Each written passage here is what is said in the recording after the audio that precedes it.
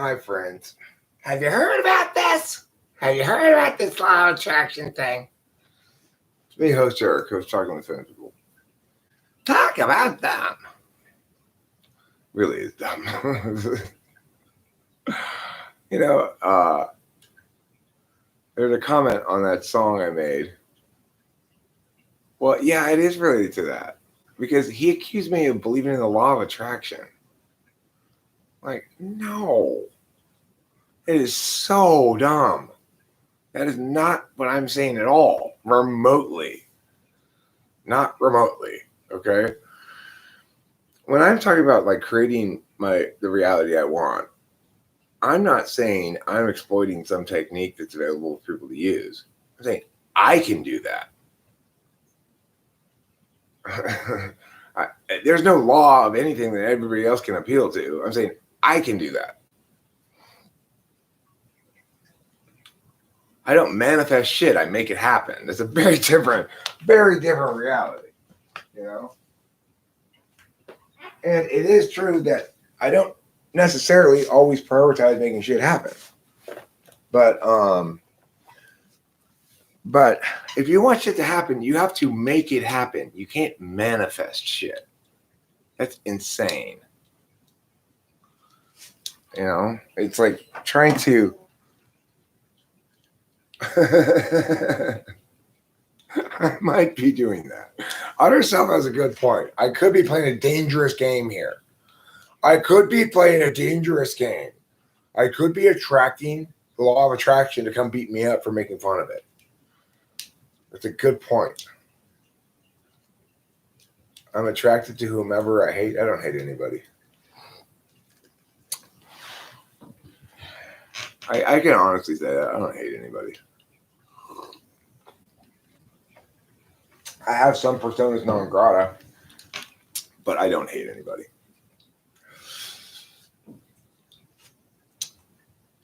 I don't hate. You can't hate generally. There's no general hatred. There's stupidity, and there's hating an individual.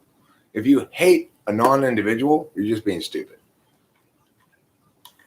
There's no general hatred. Okay. Yeah.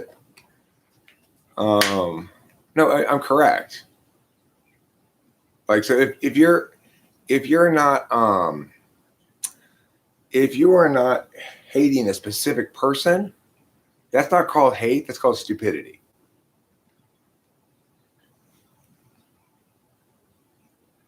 One that really winds me up is positive things. Lauren, listen. I want you to go into your bathroom. I want you to look in that mirror and you tell yourself, today I choose to win the lottery. Okay? And eventually you will manifest it with magic. You know, it's like when Rachel and I first got together, she's the first one who introduced me to this idea of the law of attraction. I never really heard about it before. And she was mad at people saying, in the same way that Lauren Cuthbert is, like, I watch these NI nonsense videos and this manifesting shit is, I don't like it. Yeah.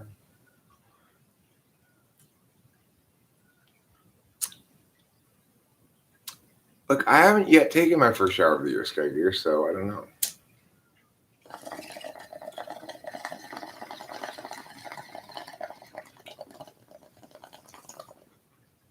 It is, in fact, quite likely this whole year I've done nothing but take baths. I've never taken a shower this year. I would say that's a very likely possibility. All of 2021, I don't think I've taken a single shower yet. Just baths. Listen, Sky Gear, if you're going to castrate somebody, I want regular castration, not chemical. It doesn't say anything because it's not a law. It's ESFPs and other morons going, if you really believe in your heart, you can make it happen. Okay, well, if you want to castrate your homosexual spaghetti, then you should do it the old-fashioned way. Snip, snap. Not with pills or chemicals.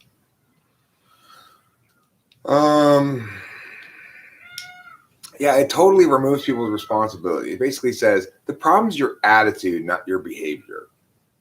And that is absolutely not true. Now, the law of castration is one that I strongly believe in. If you really, really want to be castrated really hard, then in one morning you'll wake up and your balls will be gone. Octavio, is it possible for an ENTP not to be fashionable? Hello? Who are you looking at?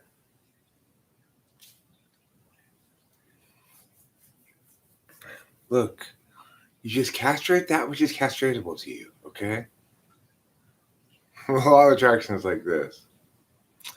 Oh my God, you'll never believe it. So, yesterday, I said to myself, look, I'm going to get it.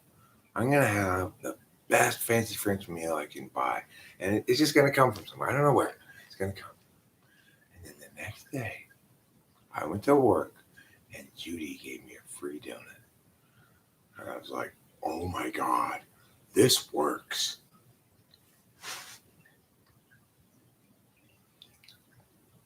Why am I holding a lighter? Because I'm afraid if I put it down, you're going to pick it up and start some fires. That's why I'm holding it. You seem like a fire starter. I'm not one to jump to conclusions either, believe me. You give me all the data I need. 6. The best way to castrate spaghetti is to use a fork. That's a painful way to castrate something.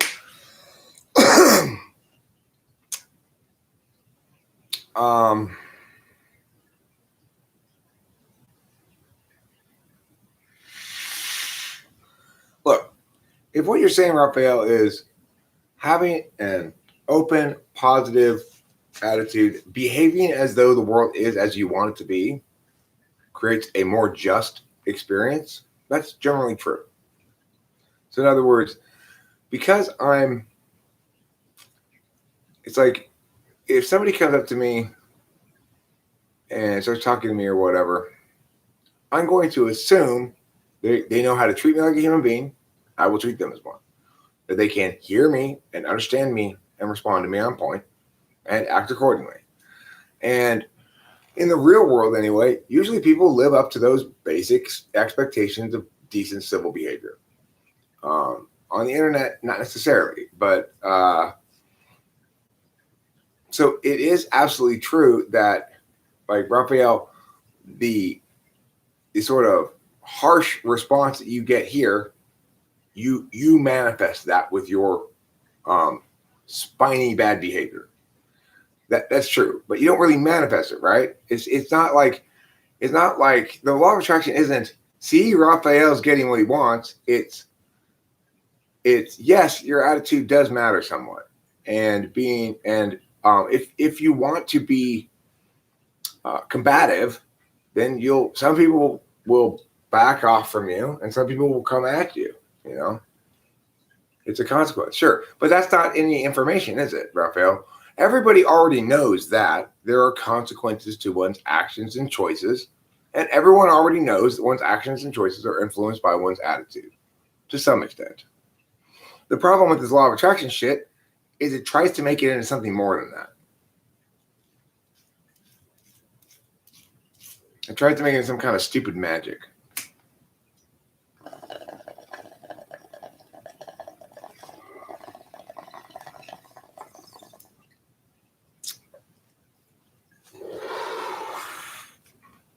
Now, look, there is some kind of magic and stuff that can be done, but that kind of magic that I sometimes reference me doing, I'm the only one who can do that.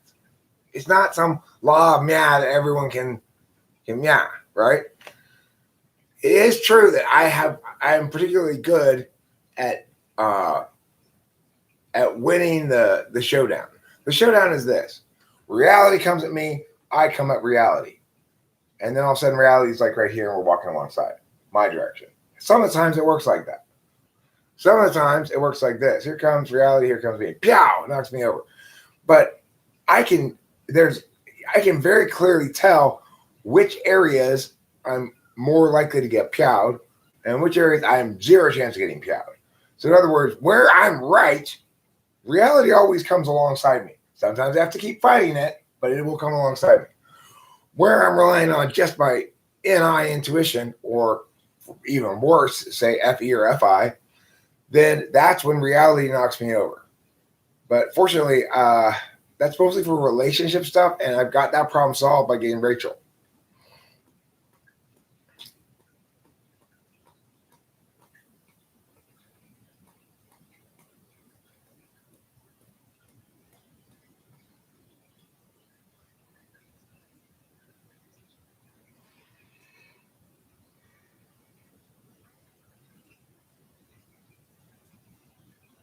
Well, I mean, I think that you know what you should do instead of yourself of taking penis enlargement pills to be less castratable? Take scrotum strengthening skills pills. I mean, if you could take a pill that made your scrotum rock hard, that would make you a lot less castratable. Does anyone here actually believe in LOA, of law of attraction? Okay, we settled that. So what else is so dumb?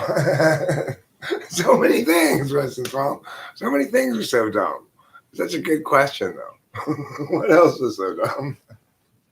I don't know. I just felt like shitting on the law of attraction this morning after I read this comment. And Paul Hot accused me of believing in the law of attraction. I'm like, what? No.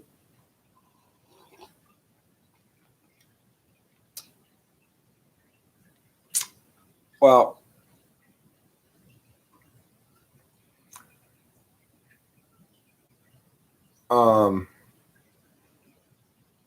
no, not true. So the reality is that all the people capable now understand it correctly. That's the reality. You know, in other words, everybody who's found me is interested, has the knowledge enough to realize that there's something to be learned here, and has heard from me, has fixed that. So that's the reality. The other reality is there's a broad swath of the population who wants to engage with typology media in a way that's not intellectually engaging at all for me. But that's what Rachel, my project, is designed to appeal to, and that's what's in the works. And I've been talking about stuff, and it's going to be a while till we launch it. But that's me saying, okay, reality, you win.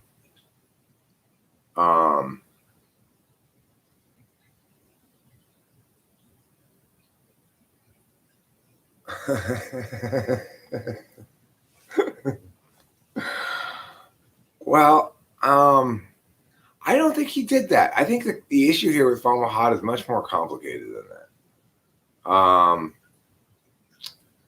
In a sense that I don't know the exact story, but I believe he didn't just spend $500 to shit on me. You know, it's like I think he actually is very conflicted. Like, I think what happened is he got mad at himself for believing in me because something happened that caused him to stop believing in me. But he was right to believe in me in the first place, and it's fine that he doesn't believe in me at the moment. Fortunately, I'm not movable by things like that.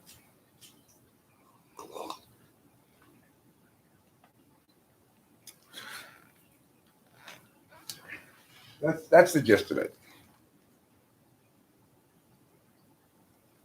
Well, I won't expand on this channel. This channel will always be what it currently is. This is the NI hole that has caused me to finally go, okay, this is the plan, and start to implement it and have a clarity about it. The NI hole that I realized is as follows.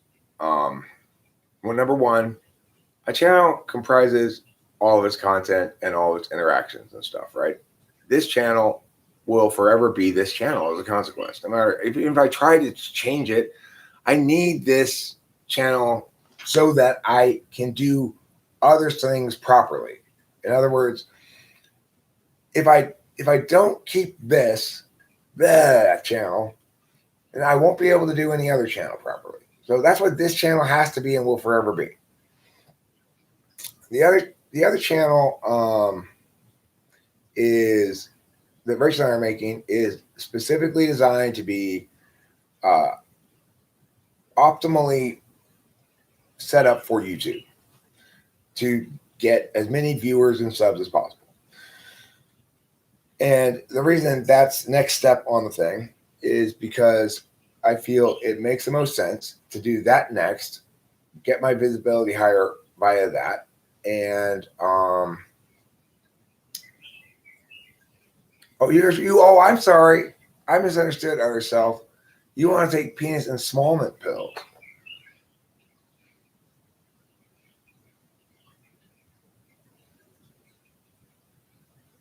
All right, cool. Sounds good, Octavia. I'll talk to you about it and stuff.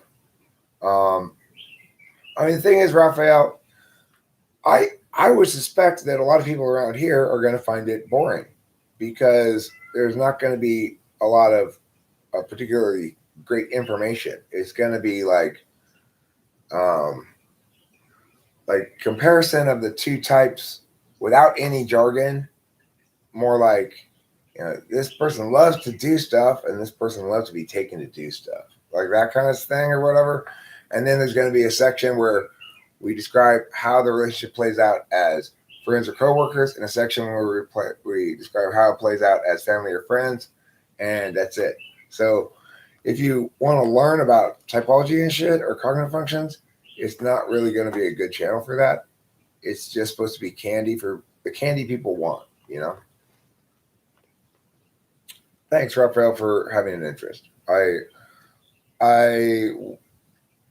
hope that I will come right out of the gate having gotten it all the pieces right, but I don't doubt that after launch there's going to have to be some adjustments to certain things. But I want to have all that shit set up.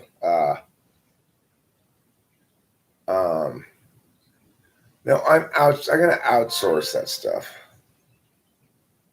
I'm not going to be responsible for the channel aesthetics myself. This is not my baby. Okay. This is my boss's baby. Who's the boss? The world.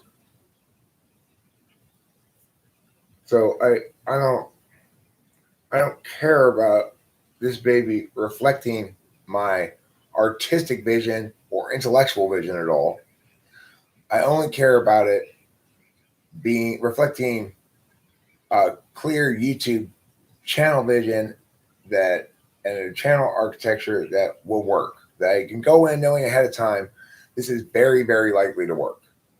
And that requires a lot of things to be in place, specifically making it such that the follow through once all the pre-work is done is very easy. Well, this channel is going to be specifically an intertype channel. So like video one is going to be ESTP, ESFJ. That's our first, it's going to be our first video and our proof of concept video, which means we're working out the exactly what the sort of algorithm of talking is going to be, which means to say like, what are the bullet points we're going to cover? And it's going to be quick and easy, you know, and not complicated. So the challenge here for me is finding like the 3 simple icons and bullet points that comprise section 1 or something. You know, like it needs to require not a lot of TI.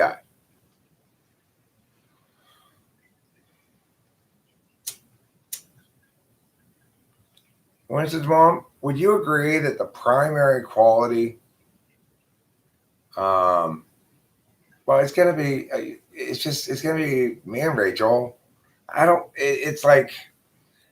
know what to tell you about kind of like what or anything. It's just, it checks all the boxes for a smart idea. It's got a concept that's singular, that stays the same, a pie crust that stays the same, and each filling you put into it is like, it's like the concept of what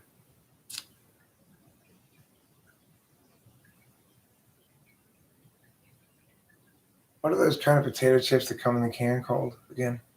The tall can? No, not Pringles. Or is it Pringles? No. Yeah, maybe it's Pringles. Okay. You know those ones that are they come in a tall can and they stack all neatly on top of each other? Okay. So it's the concept of like when Pringles puts out a bunch of different flavors and they say, you know, try all the combinations. Try. This is a spicy Jack Cool Ranch Pringle. I've combined the two, right? So what you want to do is to have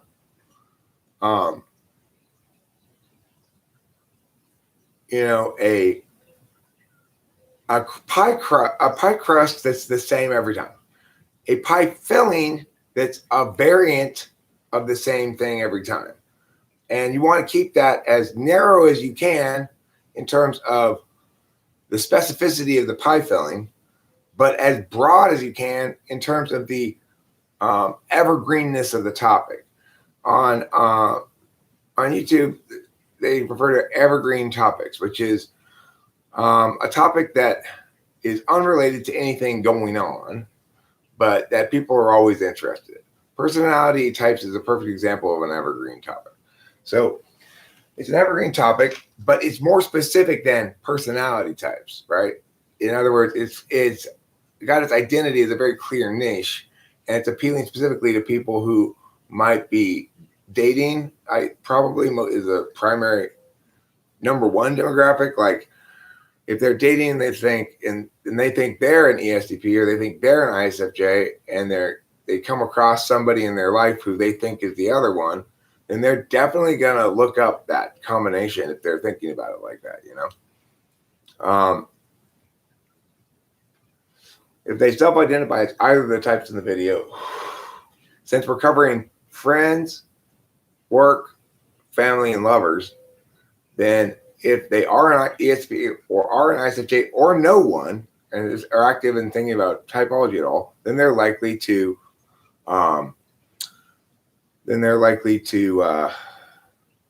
watch that video. If it gets complicated and jargony and stuff, they're likely to turn it off. But if it's just candy about the subject, then and it moves quickly enough and it has all these nice little professional segues and stuff, and it doesn't make them exercise patience at any point, then they're likely to watch almost the whole thing. So, no, Octavia, you're not understanding. You're not getting it. The topic is always the same. It's two types and their relationship. It's just every time it's a different two types. And the organization is 3 sections, each about 3 minutes long, with a brief like segue card in between them. So there's no topics to include in our. That's the key thing to making it work, right? Is that there can't be a question of what's our next topic. If you want to have a channel that is sustainable and works ideally, it can't be that. Yeah, if that's the permutations, I don't know how to do that math. But if that's the number of permutations, then that would allow us 256 videos before we have to ask the question of topics. And if we were to publish one video every, maybe 3 days, maybe every 4 days, less than once a week, but more than every other day. So somewhere in there.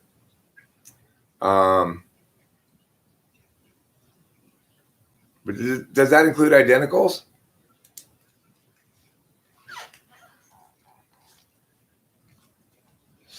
Okay, well, thank you for telling me. Don't tease me for where I'm dumb, You're okay? You're hurting my feelings. Don't tease me about how I'm dumb about math. That's not very nice.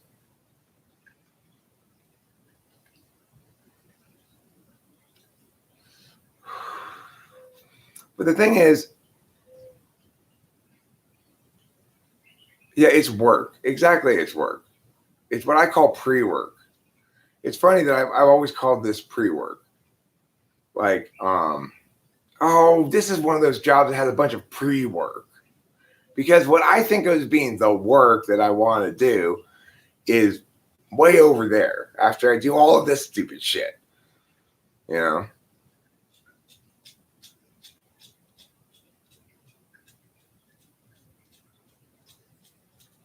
I mean, my hope, utter self, is that it does evolve a little bit, but not really evolve, but refine over the course of the first 5 or 10 videos is unavoidable as we get it exactly down. But after that, I don't want it to evolve. I want it to be the same thing every time. You know, this is work, and so I'm getting it set up so that this is how easy it is for me and Rachel to do it. Okay, we got to do INTJ ESFP now. All right, fine. We look at the bullet point outline for section 1. We talk it out ourselves briefly. We try take 1, look at the clock, stopping in around 3 minutes. If we want to try another take, we try another take. We try another take. Maybe 4th take, we get a take we're going to keep. Good. Same thing for the second one. Same thing for the third one. You're looking at about an hour of recording time there. The bumpers, front and back, are already made and are used uniformly every time. The segue cards are made and are used the same every time. And all you got to do then is put the good take, meow, meow, meow, meow, trim off the edges around the ends of the good take and save it, and you're done. That's what it needs to be. So it needs to have everything in place, including the recipe for each segment, such that it doesn't take, well, it's going to be 10 minutes. There's a reason for it to be over 10 minutes. Look, right now, Octavia Silva, you are a week ago or more, actually. You're like 2 or 3 or 4 weeks ago, where I was actually trying to finalize my vision here. Now I'm on NIST mode. I don't care what your ideas are. I don't care what anybody's ideas are. I'm not interested in hearing them unless they're a refinement of the existing thing. In other words, everything you're saying is great, Eric, except this thing you just said, you shouldn't include that because that's too complicated. Great. All right.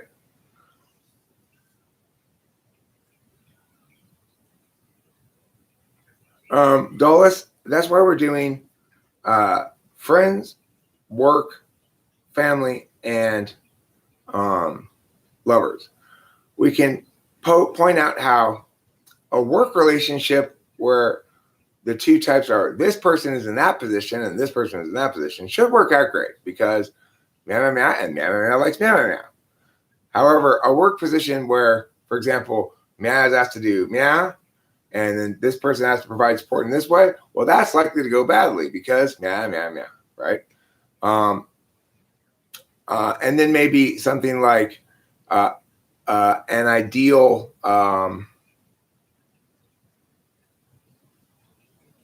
and then at the end, like, maybe talk about ways that the relationship can go well with concrete examples, and then maybe end each segment with a scenario of the ideal relationship between those two, right? So the answer is I'm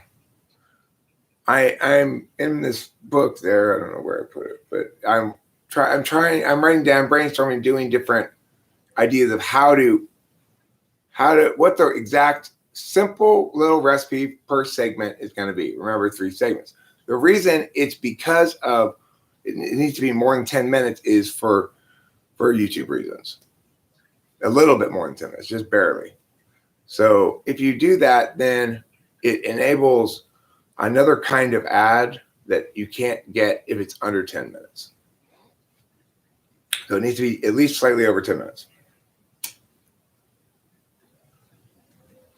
Now, don't get me wrong.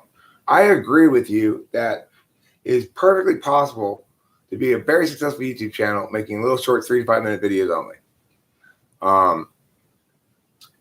And that it's not absolutely required to do this 10-minute thing. But because it's me and Rachel talking about the thing, and because there's, you know, we want to provide what at least sort of feels like after they're done that they got information and were informed about a subject, you know, sort of with sufficient expansiveness without having to actually learn anything, basically. Because people don't really like learning things.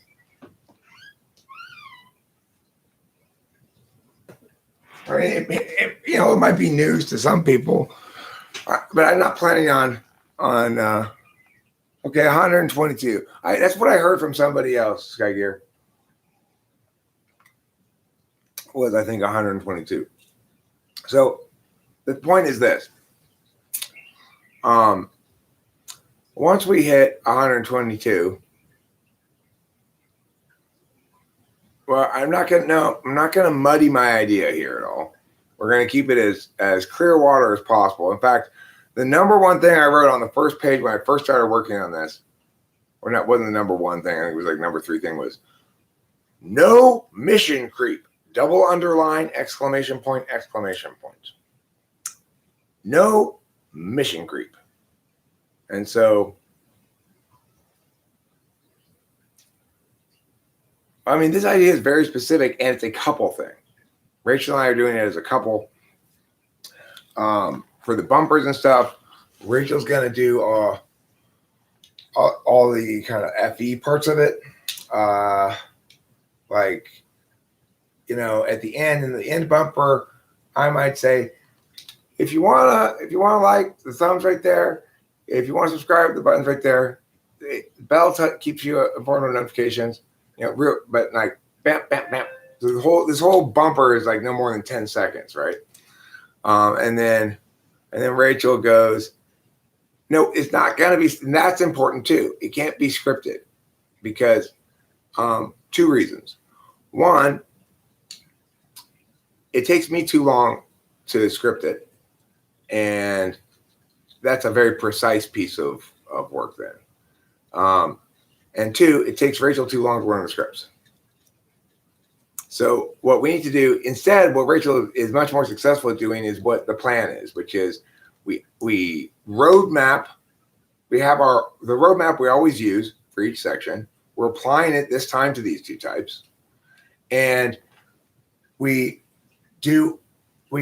practice it. We talk it out. We practice it. We do a take. If it's not a good take, we do another take. If it's not a good take, we do another take.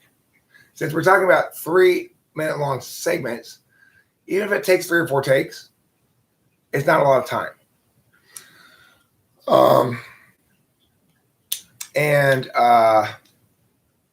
the more that we do these, of course, the easier it'll be to execute the same roadmap, because we'll have more and more practice with it. Well, it still won't be scripted, so I won't have to do any. I want to do no pre-work once all the pre-work is done. So once all the pre-work is done, I want Rachel and I to be able to sit down with the 2 types and our roadmaps for the sections in front of us, and have the process go like that. You know, roadmap for segment 1. Let's talk it out a little bit first, Rachel. Okay, cool. Now let's practice it if we want. Okay, now let's do a take, and hopefully you get it. If not, I mean, we're just equal. We're romantic partners who are into typology, who like to talk about how, you know, we're lucky enough to have gotten in a great relationship, and we think that typology has something to do with it at least, and we like to talk about things, you know, like that. We're just like a typology couple that's talking about 2-person, you know, pair relations, and how they're impacted by type.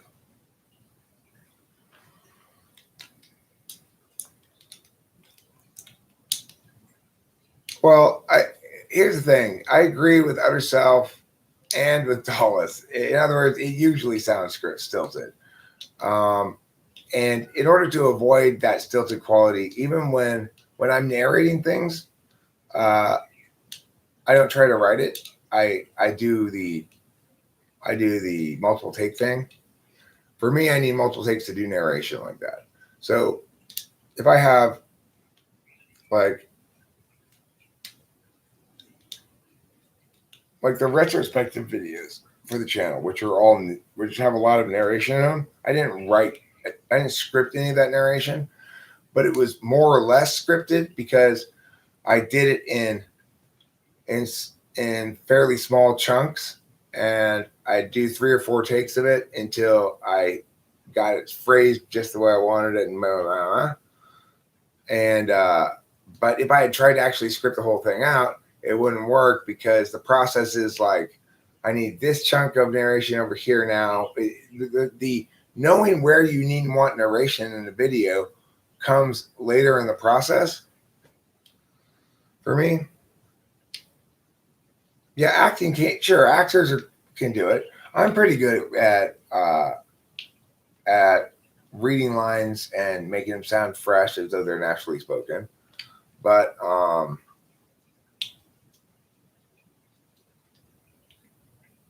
I mean, Octavia Silva, there's zero. Are you not listening to what I'm saying at all?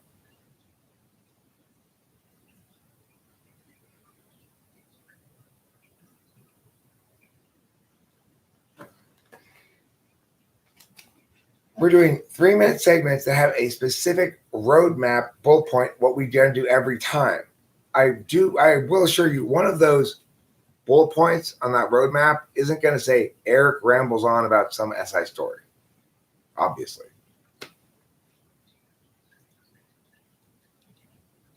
Which is this, in other words, what I'm doing now with Rachel on my channel here that I'm talking about is work. So I will at some point need some help from various people to complete this work project. But because it's work, that means the only way anybody could possibly help me is because I've determined I need help with this piece of the work. When it's work, the last thing I ever need from anybody is ideas. It's like what I do need though, is the ability to talk this out and create an impetus for me to follow through, and a consequence for me failing to follow through. Because if I don't have that FE consequence, if I'm not public about this is what I'm going to do, then I'm purposefully leaving myself an out. So,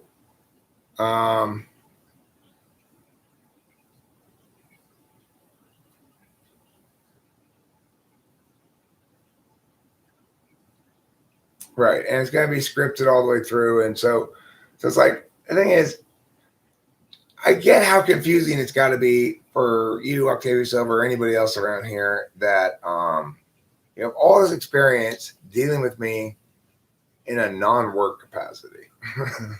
And I say, okay, now I'm going to actually do some work in the same area. And so it's natural for you to deal with me the same way you're dealing with me normally. When I'm doing work, it's a whole different piece of experience. It's like when I was building the curriculum for the school. It's I needed maybe to talk it out, but I didn't need any help really to do it right. I just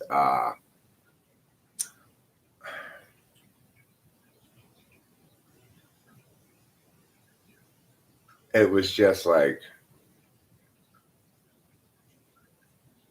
because I mean that's the thing about TE, right? It's entirely purpose driven. So, for example,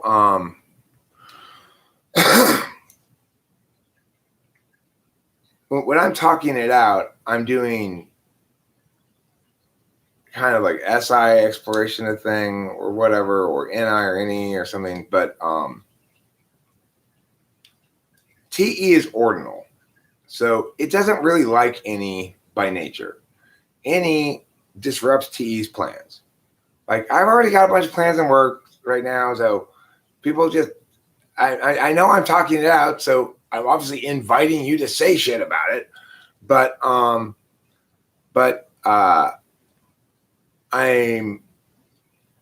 this is a,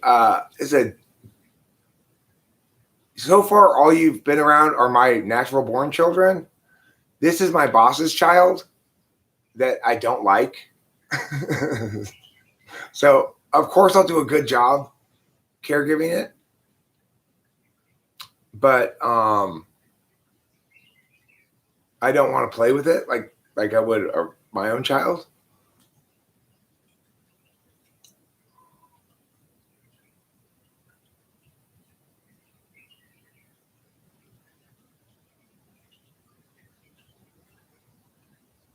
Okay, I agree though with that herself.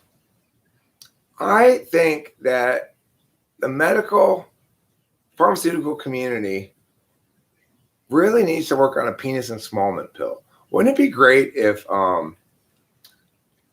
some scientist working in like a drug company came out with, you know, like working on various drugs for male insecurity and happened upon a penis ensmallment pill? The rest of the bosses, and I was like, great news! I've got a drug. It works really, really effectively. It works on 100% of men, and it has a substantial impact that's permanent. It's a penis ensmallment pill. And they're all like, yes, yes, yes. No. Nobody's going to buy that. Can you imagine like being the scientist who's trying to work on a drug that could be a big seller or whatever, and discovering a perfectly working penis ensmallment medication? How it would be like well, this drug is perfect. It makes people fat. Nobody's going to buy that. At least there's some people are going to buy that, right? Like super skinny people. Okay, yeah, okay. You're right, herself. Jesus, I got to get penis ensmallment. Penis, they exist? Penis reduction pills exist? I gotta take nonstop penis reduction pills, or else, I start dragging on the ground again, and then before I know it, I got road burn on the tip of my cock. So yeah, I do need these penis ensmallment pills. Yeah. Why do people buy them? To brag. It's the same reason why anybody would ever buy Magnum brand condoms. Like, if you get a regular condom, you can put your whole arm in it. Okay, like this. No problem. Nobody needs a fucking Magnum. If you need a Magnum, you need a funeral after you have sex with her as well.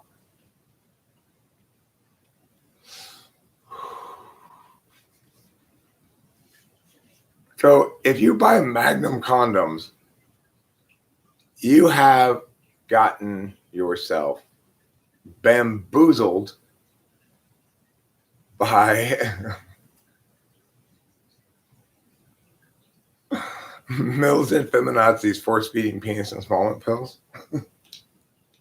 What they force-feed is penis averaging pills. Make everybody have the same size penis. It's like, all the feelers are out there go. That actually would be an ideal world.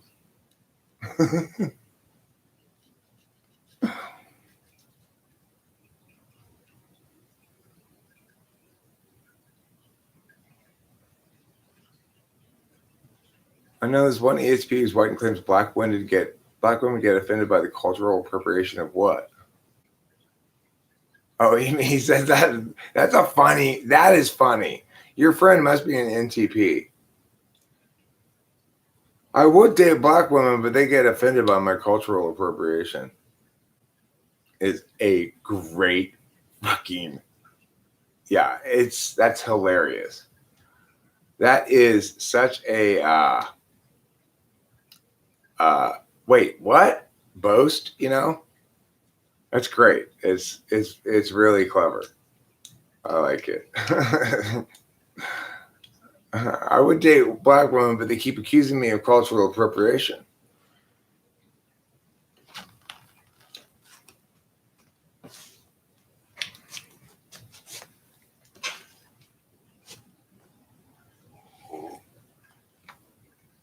Very clever.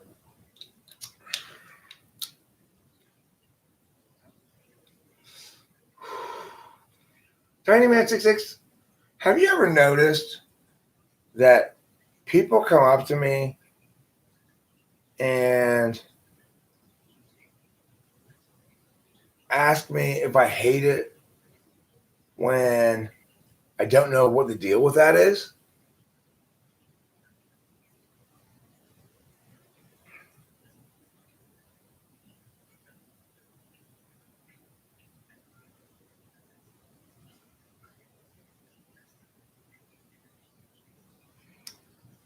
Well, I mean, yeah, I'm sure there are some horse be penis individuals who actually would probably be happy if they were smaller. Um, but given the fact that an entire human baby can come out of there, it's pretty silly. Uh, it's pretty silly to think that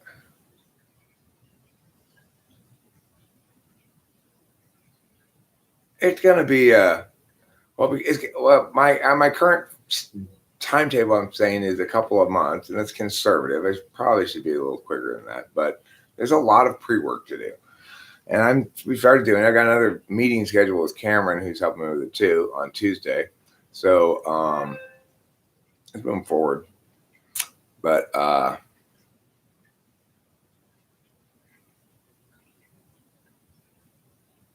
right.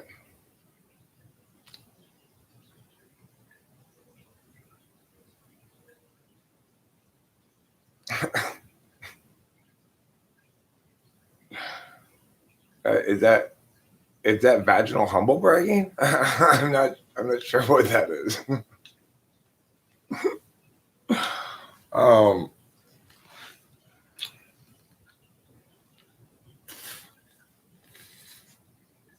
so what I wanted to address here, something that he said. Or I was thinking something because before I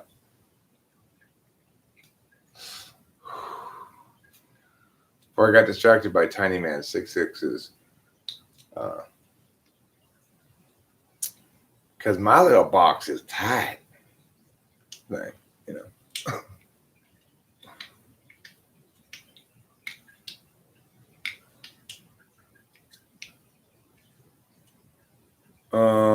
Yeah, I will ask her to look into you know, she talks about this thing called like what number day it is. Oh no, I'm using the less blinding flavor of light. The light stuff flavors. Would you like this one better? Is it up all the way? It's not even up all the way. Like, so this is it. Let's see which one you like better. Tell me which one's best, everybody. Wait, not that. There's this choice. Hi. We've got the warm lights on.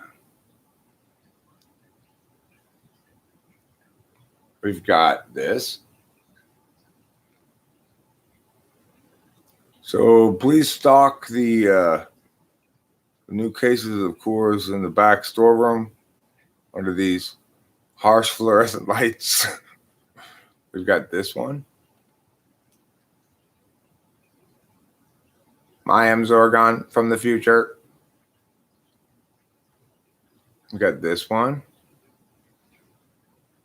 Those are, and then this bluish one. I think there's 4 different lights, 4 different color or flavors of light.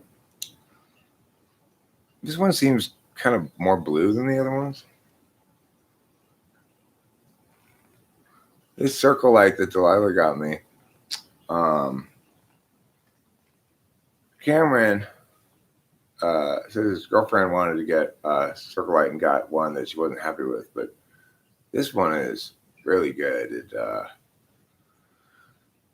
It's got a very, well, I'll show it to you. I haven't shown it to you before.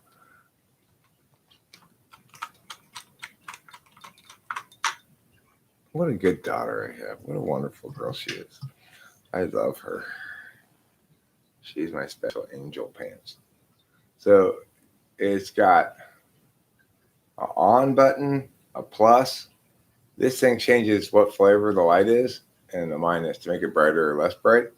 It's also got a level. And you can see it's a tripod. Each section is adjustable. So you can make it, it has quite a range of tallness and shortness. Hey girl, sup? And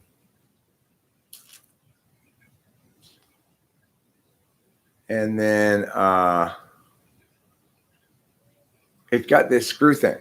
This is important too because it means that you don't have to turn the camera around to screw it on, right? And you have to remember, if you're Eric, to put it behind the cord, behind the light. Because if you don't put it behind the light, then it pulls it, you know. But oh,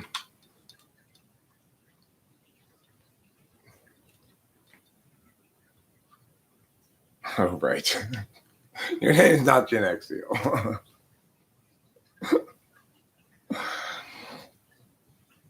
Well, I'm Gen X, okay? I'm your classic Gen Xer.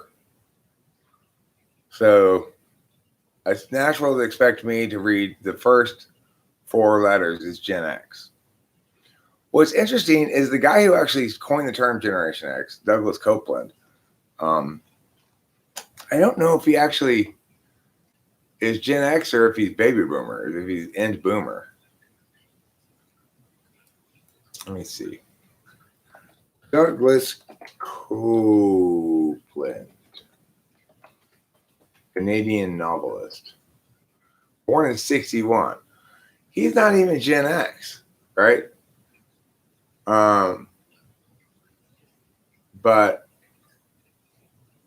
the term that he came up with for people who were born at the end of the boomer stage stuck as the name for the next generation that came. Yeah, so Douglas Copeland, as one of those cusp people, was rejecting baby boomerism and writing Generation X, being a bit of a curve surfer, and then defining the generation that would officially start 4 years later. Is Finland Epidom? Well,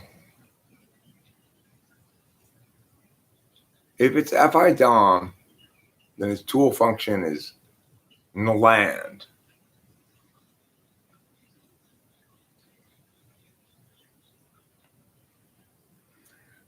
Finland's cognitive function stack goes FI in land.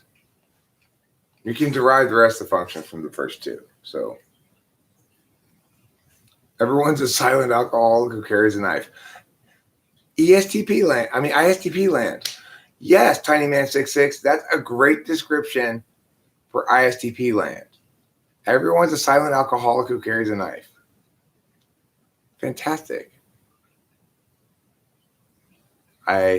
You have defined ISTP town perfectly.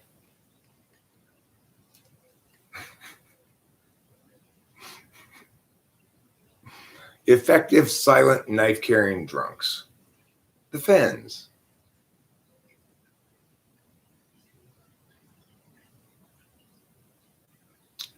You're sitting in it right now, Lauren. ENTP town is a bunch of ENTPs not interacting with each other, trying to get other people to pay attention to them.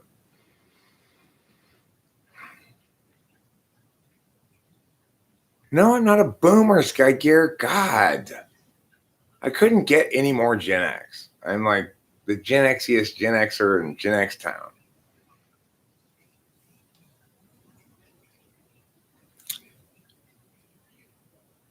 Look at me. I'm 50 years old.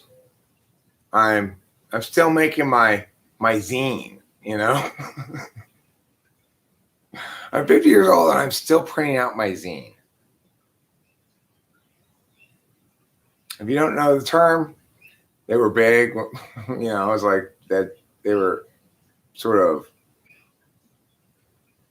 like a response to the internet. I'm just going to make my own homemade magazine and print out copies of it and hand it out to people, which I did. I did that. It was called Strauss Botanical Consortium. And it's like you write some things and you draw some pictures and you get it printed at the copiers into a little folding book. That's a zine. And it's sort of like the behavior that defines our generation in some sense. That, you know, Gen Xers make little zines because fuck all this noise. That's Gen X in a nutshell, right? Oh, the internet and the New York Times and stuff. Fuck it. I'm gonna make a zine. Share it with my friends and smoke weed and talk about how cool we are. That's Gen X. And I'm still doing it to this day. Pretty funny, huh?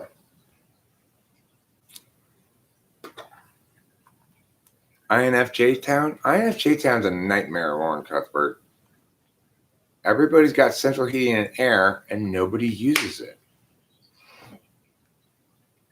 Like, no matter whose house you go into in INFJ Town, it's either too hot or too cold until you say something. And then there's a massive scramble to change that reality. Oh my God! A guest just made a complaint.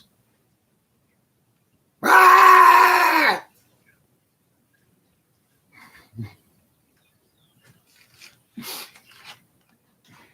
I mean, INFJ Town turns rapidly from modern effective city into like helpless children walking around. How do I plug in the refrigerator? I can't figure it out. That's INFJ Town. Okay. A bunch of people gathering in a room, afraid to bring up the topic of how to plug in the refrigerator because they don't want to embarrass themselves. And even though everybody else is having the same problem, they're all doing the same thing. Being silent about things that matter while concurrently maintaining pleasantries. I love your shirt. As you know, your arm's been amputated from frostbite already. We're not going to mention, I hope you're feeling better. But zero solvency.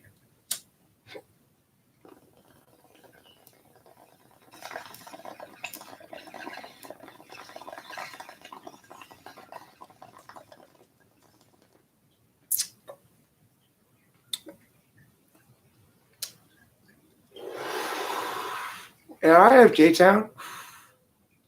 When a tree gets blown over and falls across the road, the NFJs go around house to house to check to make sure nobody wants them to leave that there before they move it.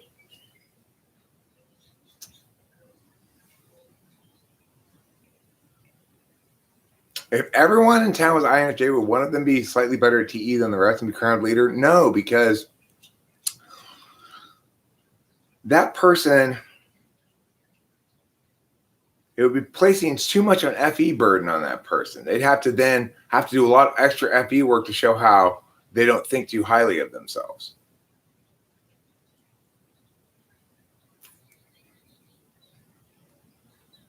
Hey, you're not degenerated, okay? I don't even know if is there such a word as degenerated. If you mean degenerate, um, unless you mean it lovingly towards yourself, don't call yourself degenerate. If you mean like not moving forward in personal growth or something, then it's okay. Relax. Yeah, that's what all INFJs really need to hear is it's fine. Relax. It's all good. Degeneration.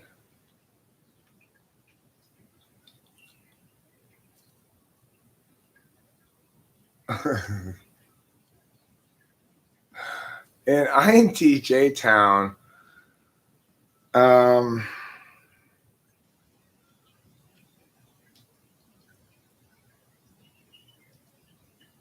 I think things go very smoothly as everybody in the town always assumes that when there's a problem, they're going to have to solve it themselves because you know how the world is. Nobody else can do anything right. So I don't think there really are any problems because everyone's solving their own problems. And when there's a general problem, probably one of the INTJs has decided to solve it because you know how the world is. Everyone does everything wrong. So,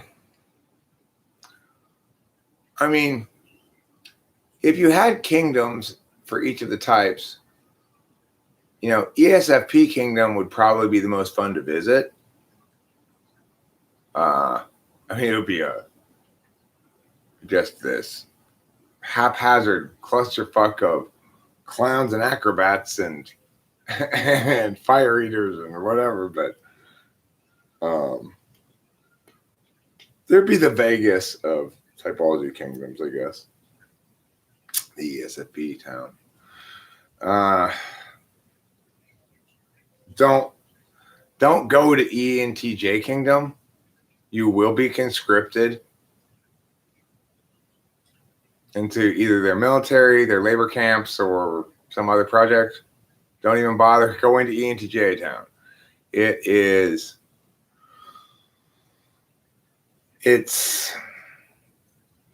a bunch of people who watch anime where the character, thanks to his incredible resolve, trains for 3 days without sleeping until they develop a magic power and thinks that's how reality works.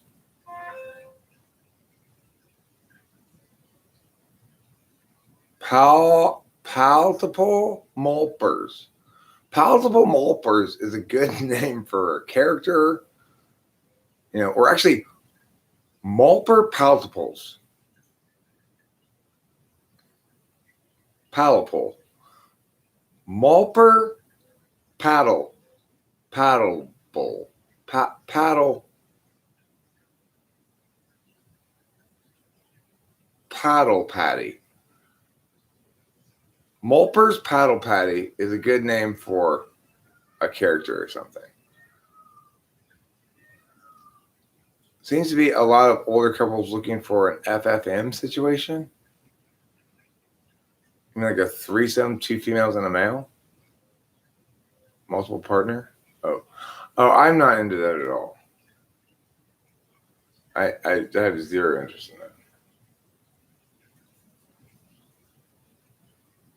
But I do like the name Mulper Paddle Patty.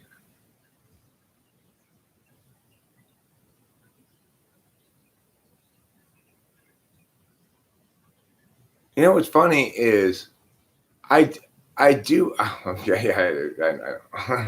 do actually believe that what you're saying is correct though, because Rachel expected me to want that and was playing prevent defense on it.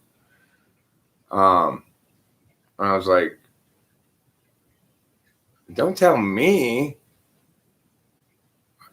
that, you know, like don't be wanting that. You don't be wanting that. I have zero interest in that at all. I don't understand what that would. Why? What's the deal with that? Like,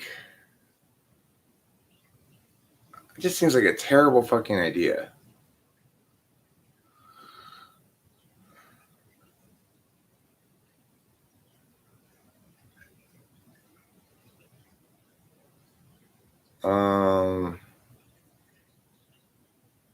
Sex is fun, yeah, but maybe because I'm 8 slot SE, for me, it's most fun when it has accumulated SI, which fills in for FI, I guess, you know?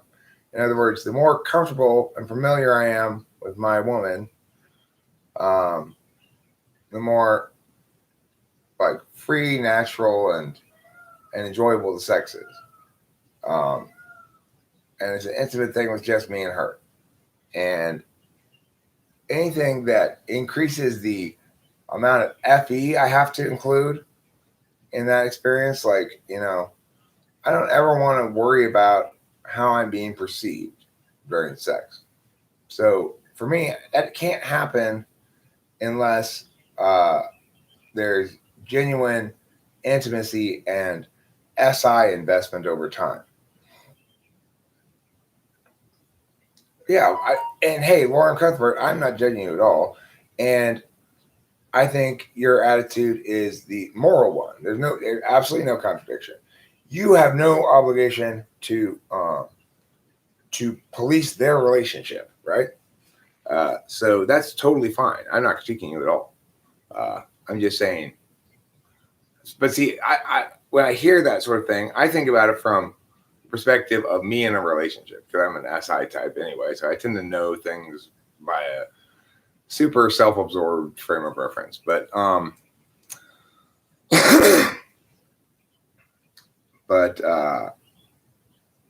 yeah, it's like that notion distresses me, even though I know it would never happen, right? It would never happen. Neither Rachel or I are remotely interested in that. I have complete certainty that Rachel is my last partner. There's no way she and I are going to split up, and that I finally don't ever have to think about chicks and sex again. You know, like figuring that issue out, which is great, unless she were to abruptly die or something. But I also recognize that it took me until I was 48 years old to actually get into the right relationship. You know, I had a lot of failed attempts prior. I mean, not a lot compared to most people, I suppose, but I had 2 marriages and I had a few girlfriends in there too. So, and I also have had occasional instances of casual sex throughout my life. I mean, not super frequently or anything, but so I too took a long time to find the right person, and I think it's kind of delusional for people under 26 or something to think they have really any chance of finding their lifelong partner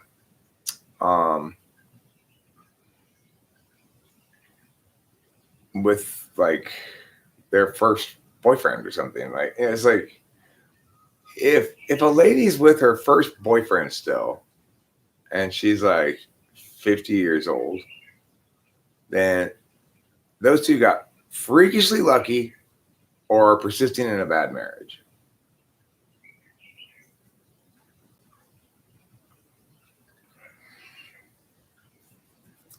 It's a lot easier for a girl to be a third horse mumbler.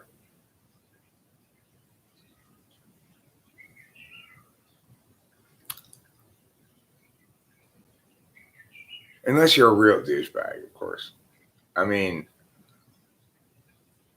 the funny thing is, like, things that I like to watch sometimes in pornography are things that I would not enjoy at all sometimes. Like, it's like I wouldn't enjoy high-fiving my bro as we tag team this thought. so to speak. But I might enjoy that in an incognito browser window watching that occur, but I would not actually want to participate in it, right?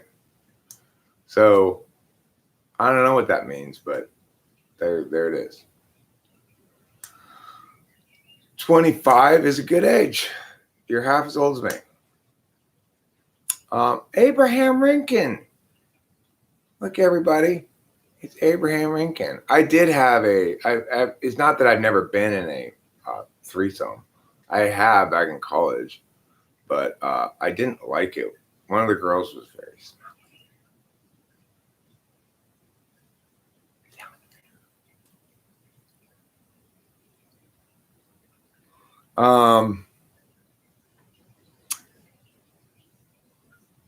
sweet. Abraham Lincoln, serious, honest, and heartfelt congratulations. I'm really happy for you.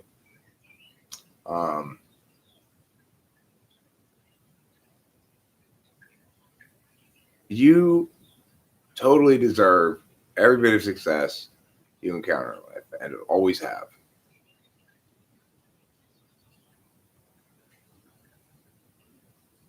You know, Abraham worked for me for a fair chunk of time, and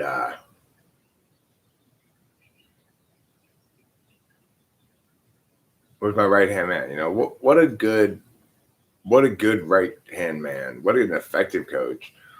What a reliable guy, and what a good friend.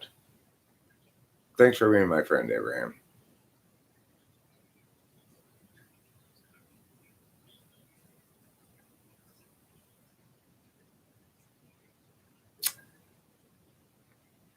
It's not even FV actually. It's FI. I feel emotional, you know. Or it's FE, but it's actually motivated by FI instead of just wanting to blow smoke up your ass. I don't blow smoke up people's ass very well, so when I get a little bit mushy, it's because I'm feeling a little mushy. Yeah, I'm a little moist. I'm sorry. I'll cut back on the moisture. Let me get my dehydrator here. Speaking of dehydrators, has anybody ever seen the 1966 Batman movie? Anybody? I rented it yesterday and watched it. What a strange movie.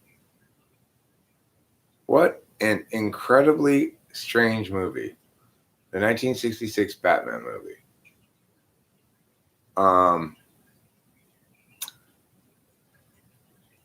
There's this. Did I record it with my phone? I think I might have recorded it with my phone. Let me see if I did it or if I ended up doing it or not. No, I did do it. I'm pretty sure. Let me look. And if I uploaded this to Google Photos and share it with you. Yeah, there it is.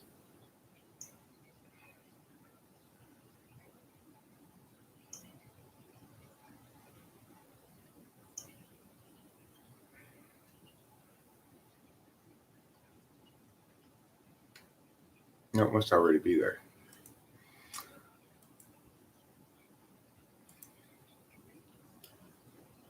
Google Photos, Google Photos. I love you, Google Photos. I'm gonna get a link to this. Yes, I will, cause me and miss. Create link. Create link. Copy.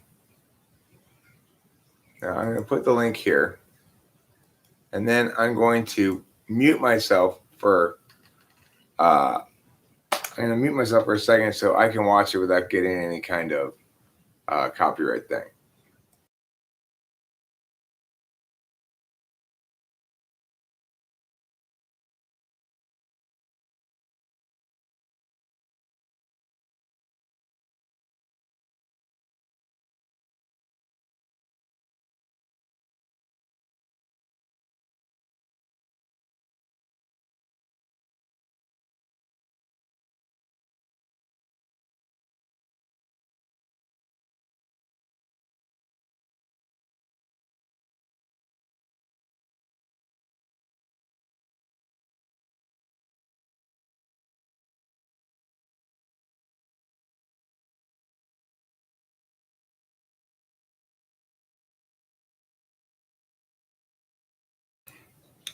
let's go, but inconspicuously out the window. We'll use our bathrobes. Our job is finished. It's really, really beautifully acted film, considering how strange it is.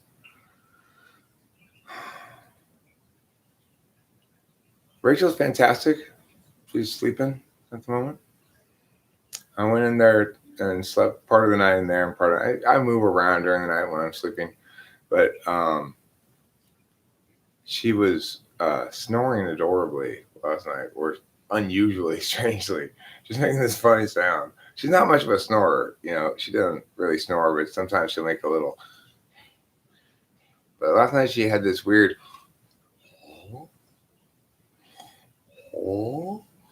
sound going on. I mean, yeah, you guys are a love tale for the ages, because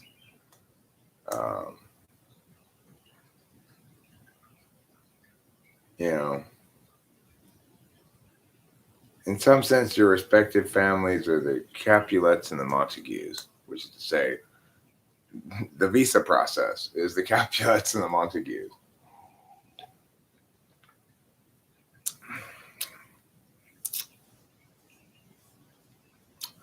I'm really enjoying banishing your FI critic.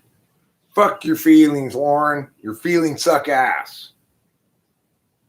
Ignore the shit out of them. Okay? Anytime you go, but how do they feel? Remind yourself, I don't care how they feel. Fuck those fuckers. Like that. Okay?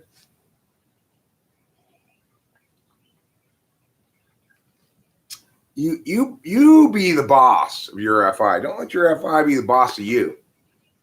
Hey, FI, don't forget you're the little bitch of all the functions. So don't be coming up on me with your nonsense. I don't want to be nice, FI. I'm going to speak my mind this time. You know what? Shut up. I'm tired of listening to you with a smile on my face. I'm Lauren Cuthbert, and I've had enough. I want you to march into a room, Lauren Cuthbert, like this, okay?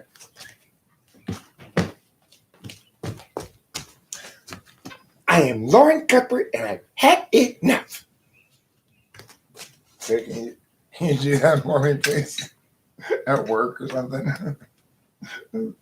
Or, at the grocery store? I think it's a good idea. I think you'll really find that idea pays off a lot.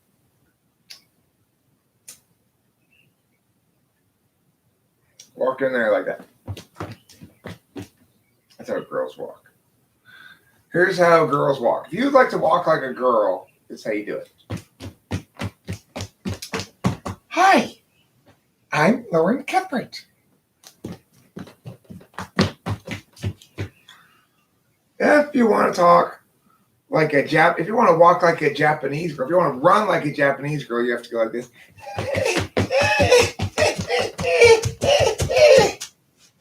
Until it catches up to you, in which case you pull some super move out and chop them in half. All of a sudden, you're no longer weak and helpless. But, that's how it works in Japan. Girls go from entirely weak and helpless to magically OP and back again without anybody saying a goddamn thing.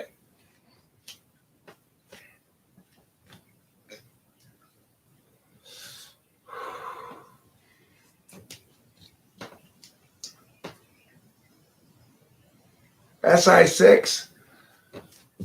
Yeah, basically, you're susceptible. If I want to beat you up, it's one good way is to beat you up the same way you beat yourself up.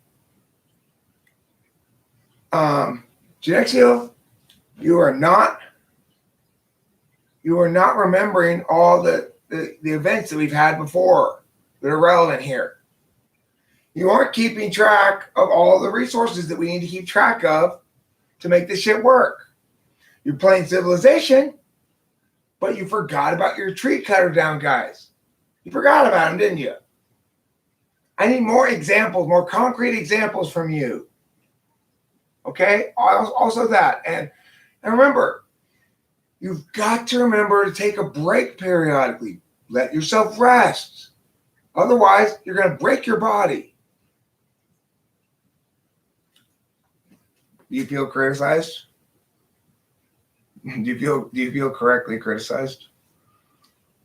Eric's $2 therapy. It's not even $2. $0 therapy.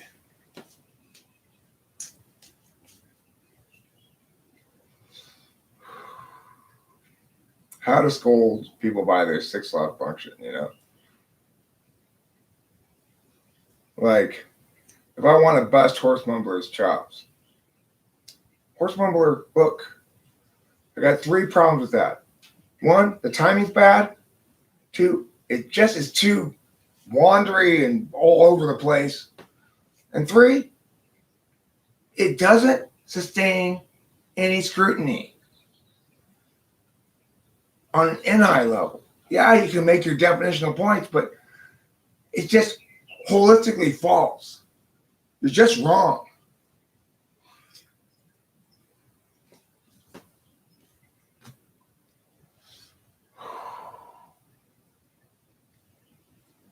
If you want to critique FE6, it's easy. You know, you were being really rude. People think you're an asshole.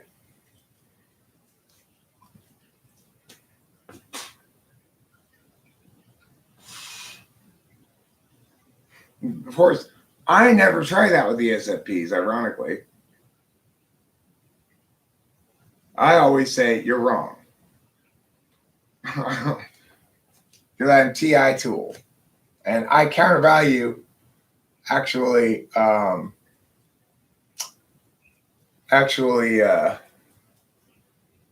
being moved by those arguments. Okay, I will do FI6. You want to bust their chops correctly. You know, I think you really hurt his feelings. Oh, fuck. It's kind of FI7 too. You know, you carry yourself really well and people like you and stuff.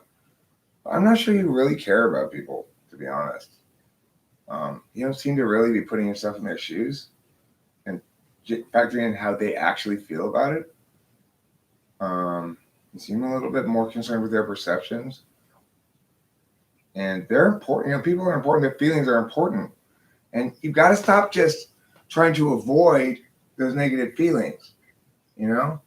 It's like, really, you're putting those blinders on and trying to not look at that homeless guy makes you a bad person. There, do you feel criticized? Do you feel like, fuck. He's right or something? Horse number, I'm just demonstrating what it would sound like to critique that. Okay, I'm not saying that to you. Okay, I'm just saying if you were going to do that to an INTP, that's what it would sound like. If you were to do it to, what else is there, like SE6? You know.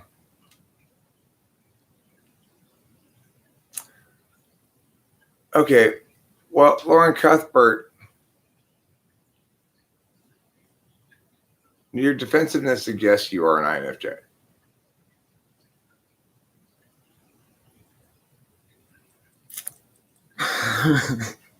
You feel criticized, right?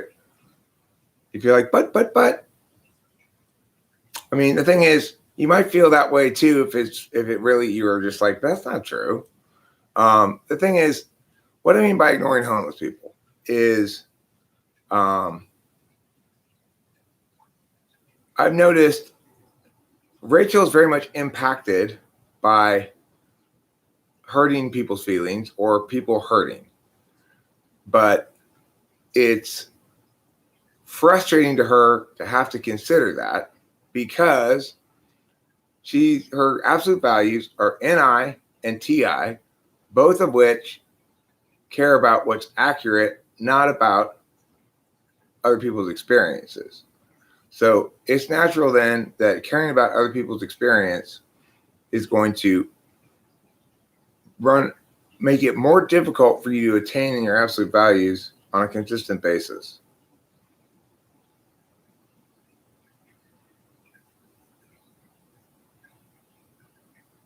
So it's like, there's no doubt that INFJs actually do have a lot of FI. Like, in other words, they understand the FI frame of reference enough to include it frequently.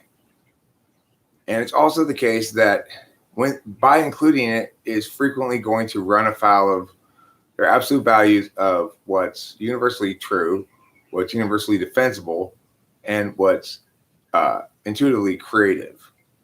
Those things are things that are not about other people's experiences, but about the identity of things external to oneself that is a permanent and repeating pattern of some sort. So I think it is the case that, well, I don't know. What did you say, Winston's mom? Did you say, I don't like you, Google moderator team? You know, I don't know what's going on with the algorithm or something, but I would love to know, like, the extent to which channels are assigned a status and that their chat is like moderated by a harsher algorithm, and another channel doing a no, the new channel is exclusively, I've already talked about it. I don't want to go back over the whole thing, but it's exclusively a very narrow, no mission creep, no breadth project that's designed to maximally attain under YouTube's expectations. I will still do type police, but I'll do it here occasionally. You know, if I feel like doing it, I'll do it. The thing about type police is, like, that type police is an excellent thing for YouTube. Like, it's an excellent idea. It's the right kind of concept / whatever to implement in YouTube, except it's actually a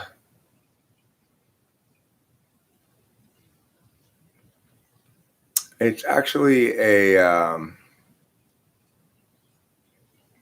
has some flaws for YouTube formula.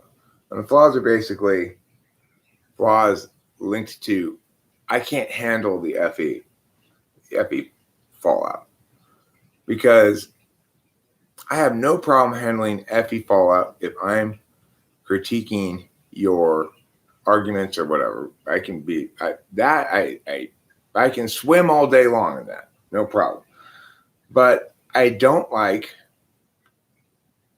I had to stop doing it basically because it failed to uphold under my FI absolute value 7 slot, which is to say, I don't know what to do when I can see that my honest assessment of somebody else has caused them to have some sort of ontological crisis.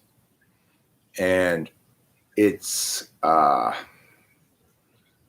usually expresses first as extreme defensiveness, but regardless, I understand too well what's going on behind their forehead to feel comfortable with doing it.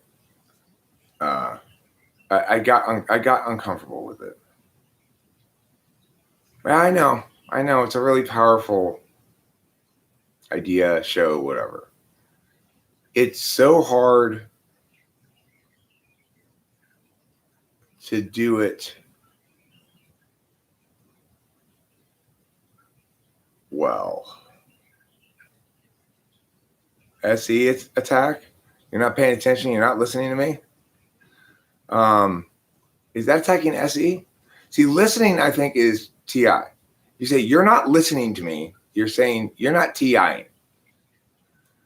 And if you're saying, in fact, I wanted to make a video, or I was thinking, I don't know if I want to make a video, but I was thinking when I was in the bathroom the other day about how we should have a conversation about how people use the word pay attention, and how pay attention is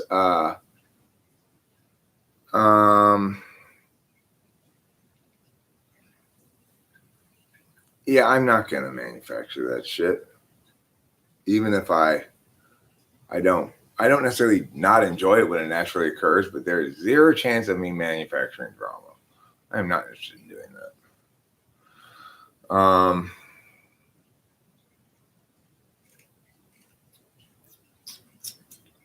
So the way that we all understand the word attention first and most predominantly is in the expression pay attention.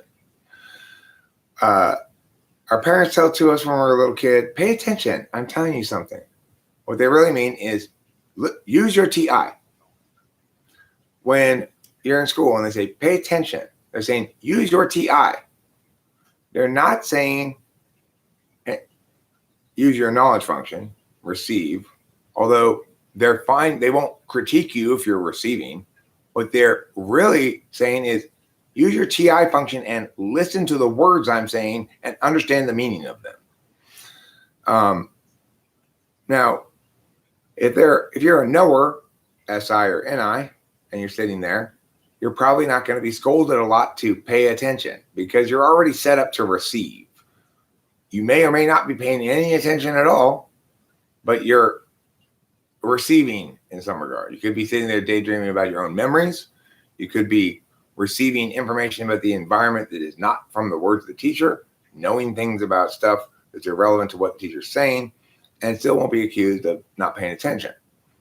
If, on the other hand, you're contributing to the ideational process of the teacher, in other words, building off something they say, you will be shut down.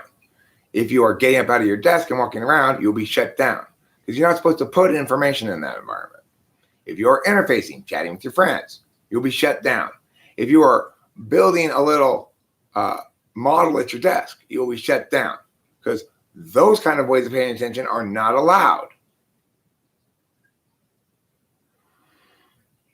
Okay, well, Dulles, so if an FE person says pay attention to me, what they mean is give me the FE cues of you paying attention.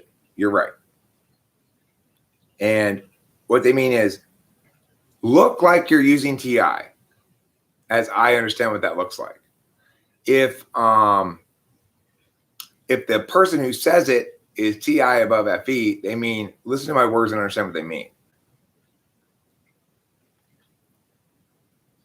The other thing, Winston's mom says, I can't process words, I only hear very fast, especially if someone talks fast. I've noticed that, I know that. No, Horse Mumbler, it's part of the complete picture already.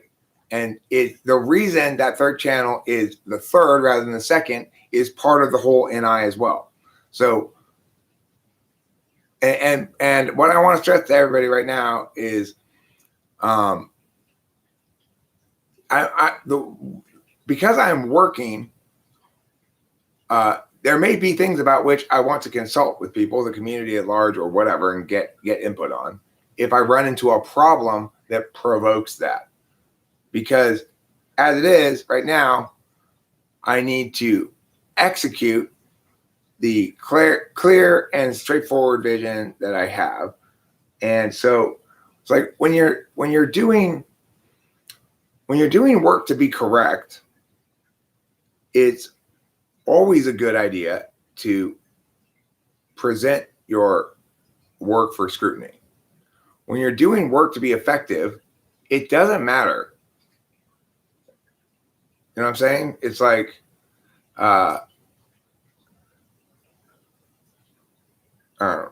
definitions and ideas and words and stuff no longer really matter.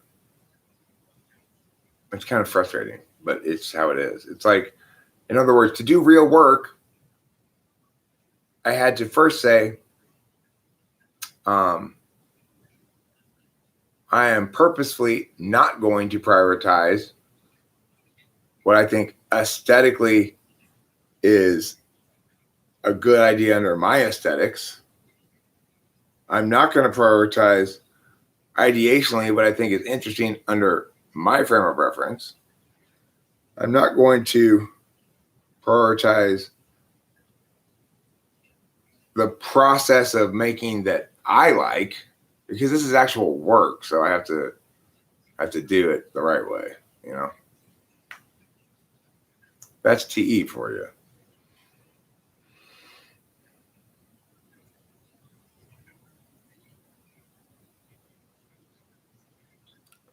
Horse Mumbler, I got to tell you, you are a lesson learned to some extent for me, and a continuing something I continue to periodically think about.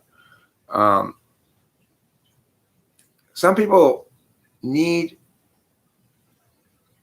a big piece of space before they start answering. And when I ask a question and I leave some space and they don't start answering, I have been habituated to assume that they need more clarification about the question. Of course, when you're talking to an INTP, it's important that you give that INTP room for their deliberation approach to frame their extroverted intuition. In other words, for them to do some gathering of thoughts before they start putting. And I failed to do that with you. I was also more thwacked out back then. So, I'm really managing my Adderall consumption so differently than I ever have before. I attribute almost all these changes to Rachel, basically. Having Rachel around me allows me to attain the benefits of being a grown-up and doing things right. All the positive moments of that without any pressure or expectation. In other words, it's like somehow she trusts me and has faith that if I make a misstep, it's part of the process. And that, like I always say, when you treat people like the best version of themselves, they tend to live up to that. Rachel believes in me,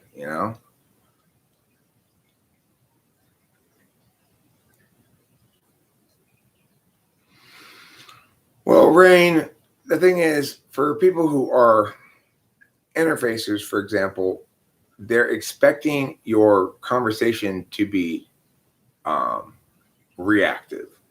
Like they're gonna lead you here, you're gonna react accordingly. And when it's not reactive, but instead deliberative, they just proceed forward as though it were reactive.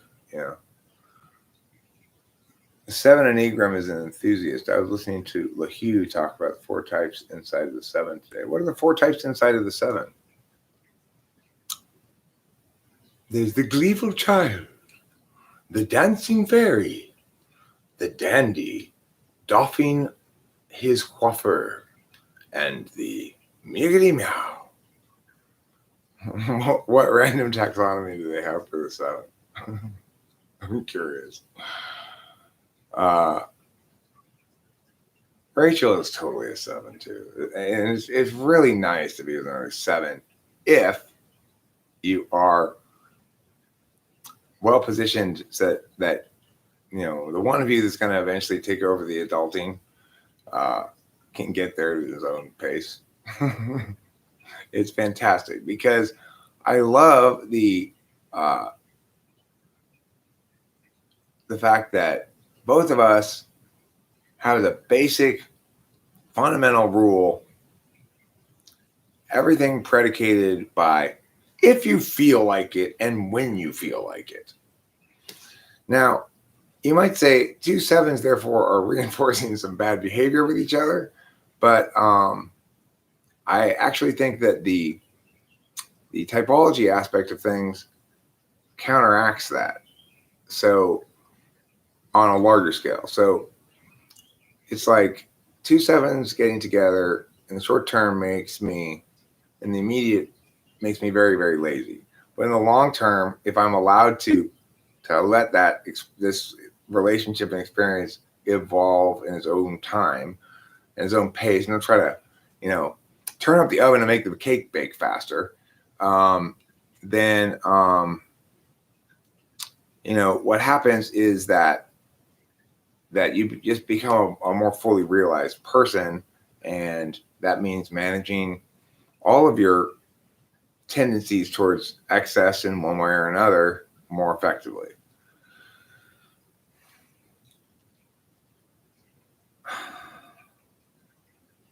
Can't you just give me the executive summary? I want meow, meow, meow, meow. The stupid one, the smart one, the fat one, the beautiful one. Because I want to stress this also. Please don't just think I'm an ENTP. I took C.S. Joseph's online test. I am ENTP rogue. Okay?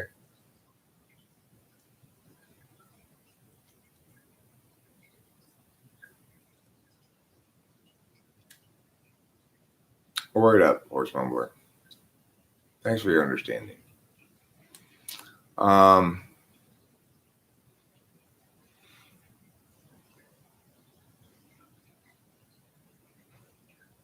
No executive summary for me yet, huh? Boy, you're going to be a thorn in my side in the cabinet, aren't you, Winston Small? But I want it now. You're doing it wrong. I don't think anybody in here knows each other in real life except me and Horse Mumbler. I went and visited him in Arizona. I don't see anybody else here that I know in person, that I met in person. Oh, Abraham, if he's still here, he's a person that I know not because of the channel. Like, I know him because he was my assistant coach. I hired him as my right-hand man for autonomy debate, and he and I worked together for a couple of years. So Abraham's the only person that I see here that's from my life before the channel. Susie, interestingly, was here too, I think a while ago, maybe, or last night or sometime. And for those of you who don't know, Abraham and Susie met here on the channel in the video conference rooms, and eventually started remotely dating. And then eventually Susie came to America, and came to America twice to be with Abraham, and Abraham went to Norway once to be with Abraham, and to be with Susie, and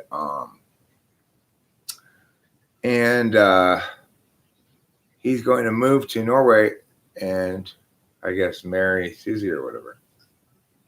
So, it's kind of funny because when I first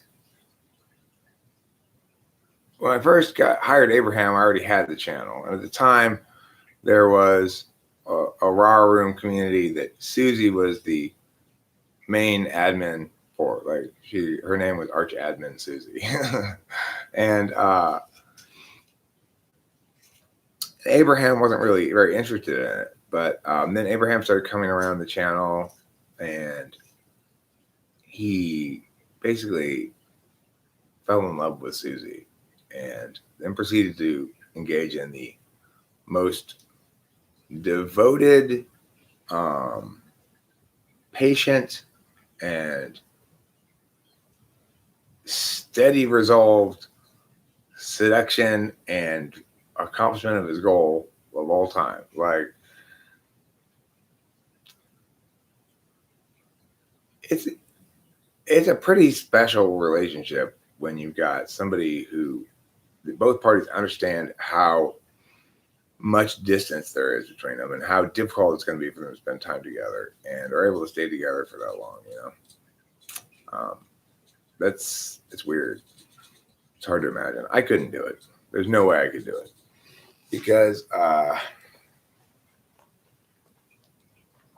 it requires a better relationship with your feelings than I have, I guess, to be able to do that.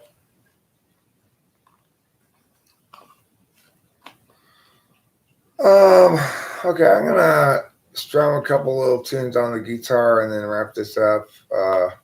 Actually, I think I'll take an intermission. Is what I'm gonna do, and then I'll come back, chat a little bit more, and play a couple songs.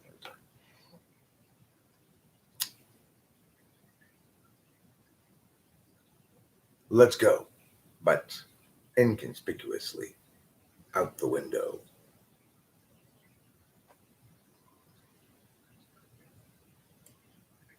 We'll use our bat ropes.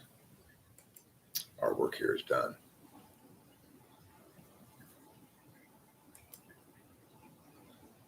Ooh to the law, to the lizzity haw. Ooh to the lizzity law. Ooh to the law, to the lizzity haw. Ooh to the wizzity wall. Ooh to the huh. Ooh to the what. Ooh to the where. Wow to the who. Ooh to the shoe. Ooh to the loo. Hello, hello. What do you do?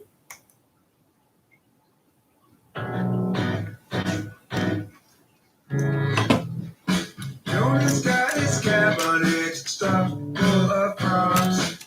He's forgotten all about his lunchtime break. And Alex leaving nasty comments on his blog, cause Jonah's running really very late.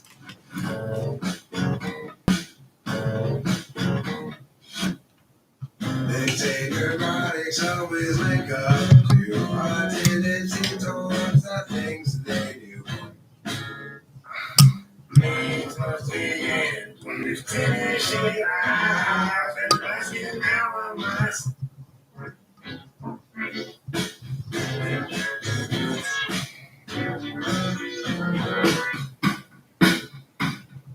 Play the hat with your trust on the ground. Make your pay the ground across round. Void rust and bleak till I say calling, but it can't be heard on this side of the hill. Happenstance, neurotic focuses on the dance. My mouth is telling now that it is time to trust upon the ground to make a big renegade. What's your bigger by way? How with the rest? Jonas got his cab on its stuff full of props. He's forgotten all about his lunchtime date. And Hallie's leaving nasty comments on his blog, cause Jonah's running really very late.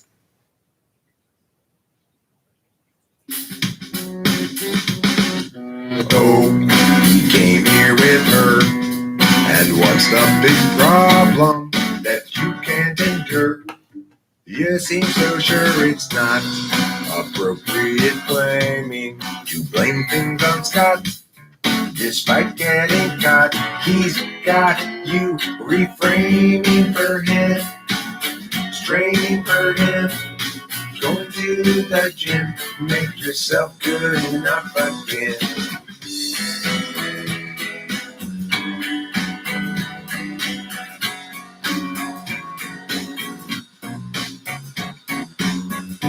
Yeah, you guys both have lots invested.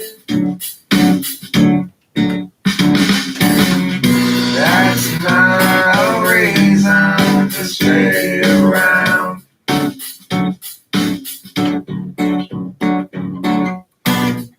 Through the years, you've both been tested.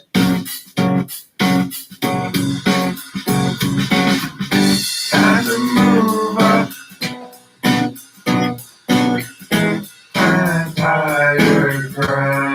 So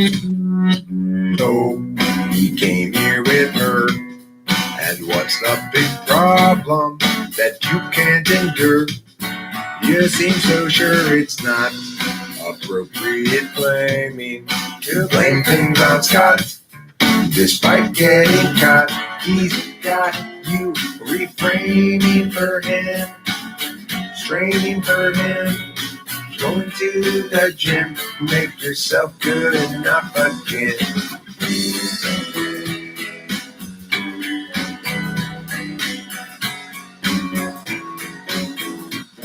Be done with him.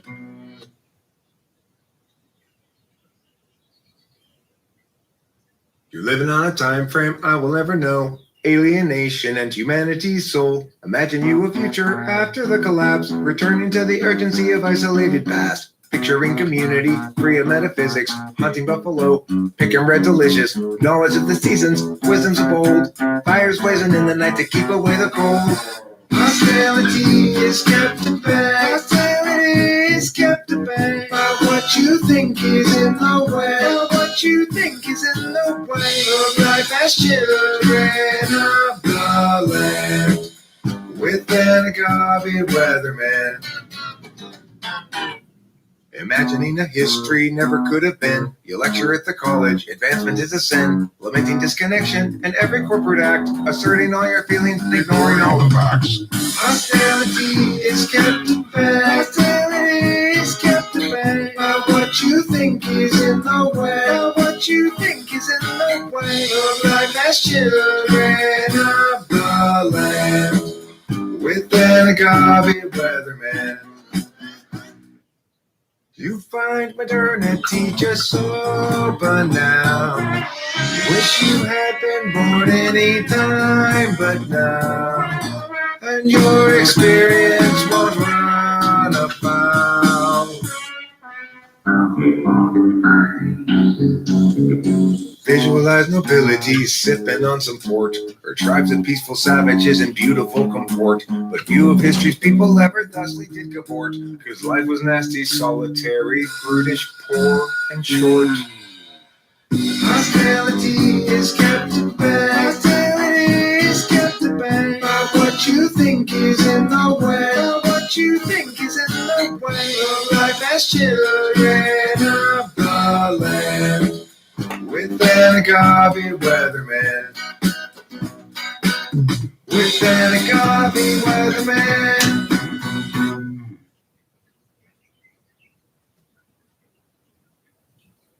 Say hi, chicken pot pie. What you do? Potato stew. What you see? Split pea. Can you be like me? You got to have a repartee with a chicken pot pie, chicken pot pie, chicken pot pie, a chicken pot pie, chicken pot pie, a chicken pot pie, chicken pot pie, chicken pot pie, a chicken pot pie, chicken pot pie. It's a lie, it's a lie. It's important to eat chicken pot pie. If you want to go downtown and have a hot dog inside of a clown's outfit, like a clown who eats hot dogs while at work. Be a jerk. Don't forget that's dirt that you eat. Instead, you should have a what now? Say bye-bye, chicken pot pie. If you don't want to become alive. Chicken pot burn, you were lying that time. You're not a chicken pot pie. You're a frying kind of guy. Chicken pot pie.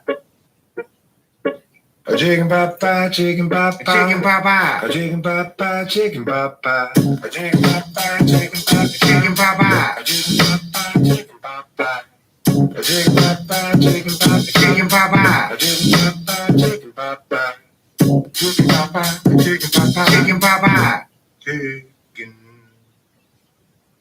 chicken pot pie.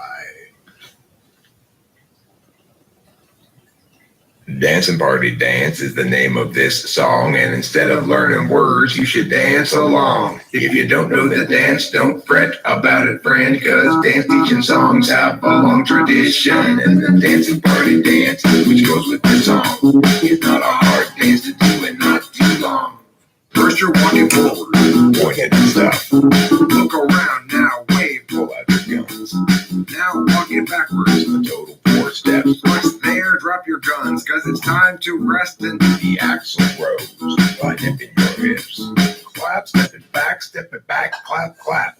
Now to the foot, the dance is on the left. First pan it out of you, then pan it back correct. Next to the foot, the dance is on the right. First you pan it out of you, then you pan it back inside. Look over your shoulder, be tugging the kite. Let it go in the cold, dark, fight. Finally clap, your hands to your ass. Touch you 1, touch you 2, then slap your chest. Then slap your chest, then slap your chest. Dancing party dance, now back at its root. If you need another chance, put this video on loop. First you're walking forward, pointed and stuff. Look around now, wave, pull out your guns. Now walk it backwards, a total 4 steps. Once there, drop your guns, cause it's time to rest and do the axle rose by dipping your hips. Clap, step it back, clap, clap. Now to the foot, the dance is on the left. First pan it out of you, then pan it back correct. Next to the foot, the dance is on the right. First you pan it out of you, then you pan it back inside. Look over your shoulder, be tugging the kite. Let it go in the cold, dark of night. Finally clap your hand to your ass. Touchy 1, touchy 2, then slap your chest. Then slap your chest, then slap. Dancing Party Dance is the name of this song. And instead of learning words, you should dance along. Just because I do, the DPD punk police are afraid of me. One more time, Kim.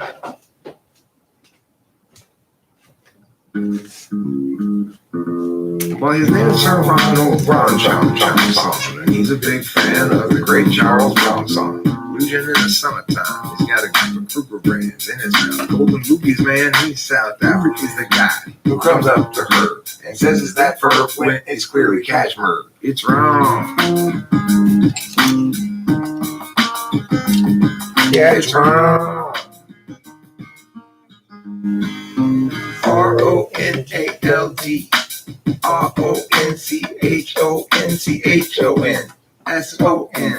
RONCHONCHON Ron Johnson is his name, Ben.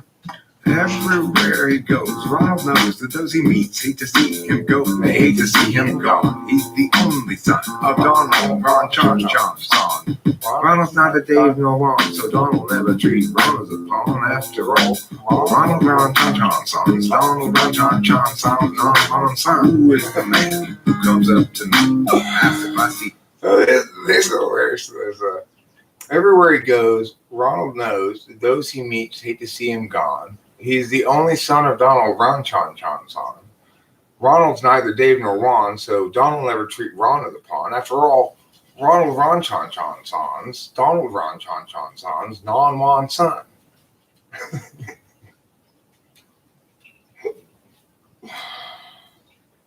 Who is the man that comes up to me, asks if I see when there's nothing to see? Who is the fellow that comes up to leave, hits her with a pillow so casually? Ron. Genius, Eric.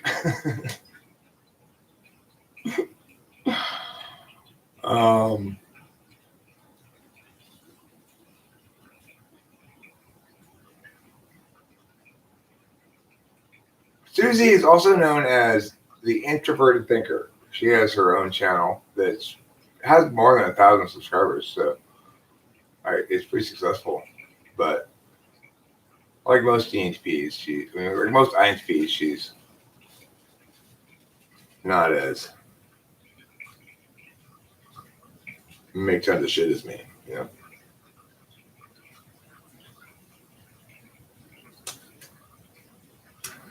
And the other thing to remember about Susie is, of course, I no longer have access to this person, but I did have a local Susie. Since I stuffed the SE attack, what would an attack on NI6 look like? Well, that was the one I was saying, like, if you wanted to make horseman word field critique, you'd say, you're missing the forest for the trees. This thing is not relevant to the important matter. And you've correctly figured out all of this shit, but in the wrong frame of reference, and you missed the important, most relevant factors, and now we've lost. Something like that, you know. That would be how to attack an INTP, especially, but it's basically the same attack for INFP, I guess, except maybe it'd be a little bit more, you know, like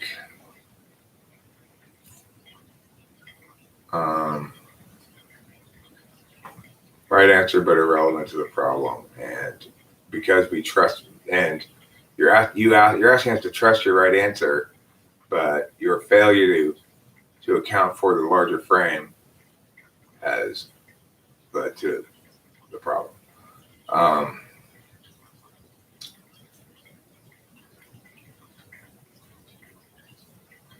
And of course, that's why they're demonstrative as well as being a critical parent, right?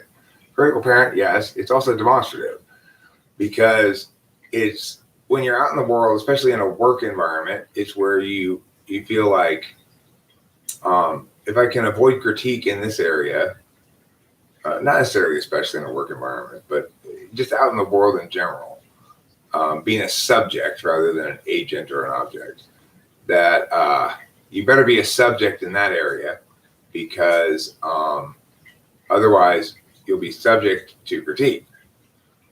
Like I shouldn't have used subjects there. Right? Otherwise, you'll counter critique that you don't feel as though you can adequately answer. In other words, it's successfully critiquing. Like, well, these lesson plans are great, Eric. They're very creative and blah blah blah blah. But we just sat here and watched the teacher try to execute them. They just don't work. They're not. They didn't take good account of the amount of time slots you had. They didn't take into account the knowledge level of the various people. They didn't. They weren't clear enough in their instructions, and as a consequence, it didn't work. You know, it's not working. It's not like, you know, and that's what happens around here a lot is people come in and they want to TE critique talking with famous people, but I'm not at work talking with famous people, and so I always go like, you know, when I'm at work, my lesson plans have to make the class fun for the kids and effective enough for that any reasonably intelligent teacher can execute them, and that they're also particularly crafted such that the kids have something to go home and probably tell their parents about. That, you know, like that you need to include in the lesson plans the stories that the teacher or the substitute is to tell the students about what they're doing, because those are the stories the students tell their parents. So that's all TE shit, you know? Well, yeah, it would have to be true. I mean, yeah, sure. The other thing about sixth slot is we do believe that we can successfully distinguish between legitimate critiques and illegitimate critiques. So we worry about that part of the thing failing for us. We don't like to do it, but when we are in a subject environment and doing it as a subject, we're much less likely to have a failure in that area actually than maybe somebody who's got it in the 8th slot or 4th slot or even probably about equivalent to 3rd slot, you know. The difference being, if I receive 3rd slot critique at work, I can defend against 3rd slot critique with 2nd slot tool function successfully. Whereas I can't succeed against 6th slot critique with 2nd slot tool function. I have to respond to 6th slot critique with either 8 or 3 or 6, you know. And so you get accustomed to going buckle down subject mode when you have to, or for me that happens nowadays when I make a firm decision, which I've now done about all these the plan, the NI vision. Basically, I have to wait for NI to coalesce in me. It takes a long time sometimes. I've mentioned before, and I've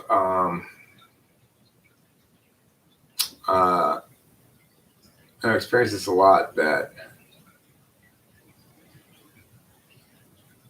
until if I have to make a decision about something, like pick a clear path regarding a given matter that has a lot of variables to it, such as, okay, I'm not going to continue doing autonomy. It's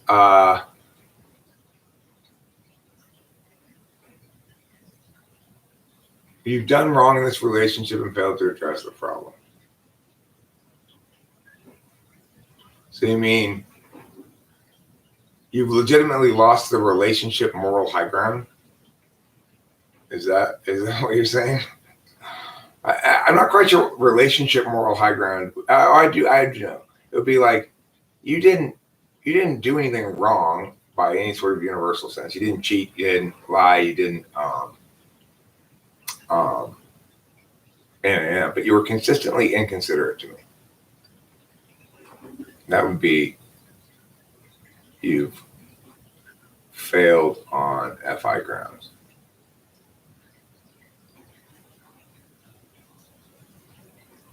I mean, of course, the thing is, for a lot of people, failing on FI grounds takes the form of indulging in FE attacks.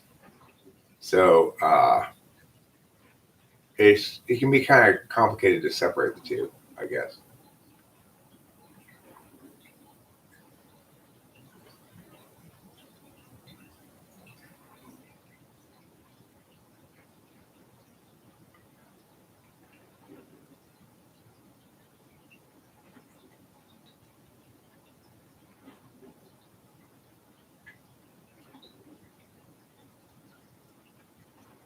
I was consistently inconsiderate and know when I tried to address it, I did it wrong. Or fail on top of fail. For me, it would be like, I'm only consistently inconsiderate when you pointed it out and I haven't made some adjustment to it. If I make some effort to address it and I'm still too inconsiderate, then you need to point it out again and I'll make another effort. But you can expect me to make an effort that goes wrong and correct me again. That's your responsibility. I will continue to do the right thing, but it's your responsibility to point out that I'm inconsiderate, and then to point out that I'm still inconsiderate, and to acknowledge that I have, however, become less inconsiderate until we're at equilibrium. That's my approach to that notion. Right. I mean, that seems like, because of function stack, obviously, to me, it just seems like the only obvious way to approach things. But I get it that Rachel definitely doesn't approach things that way. And I would say that, like, because of the nature of our relationship, like, her demonstrative FI, that is sort of enabled easily by the circumstances, and that also that the relationship makes her feel. I mean, I think that's the key thing about the 2-3 flip.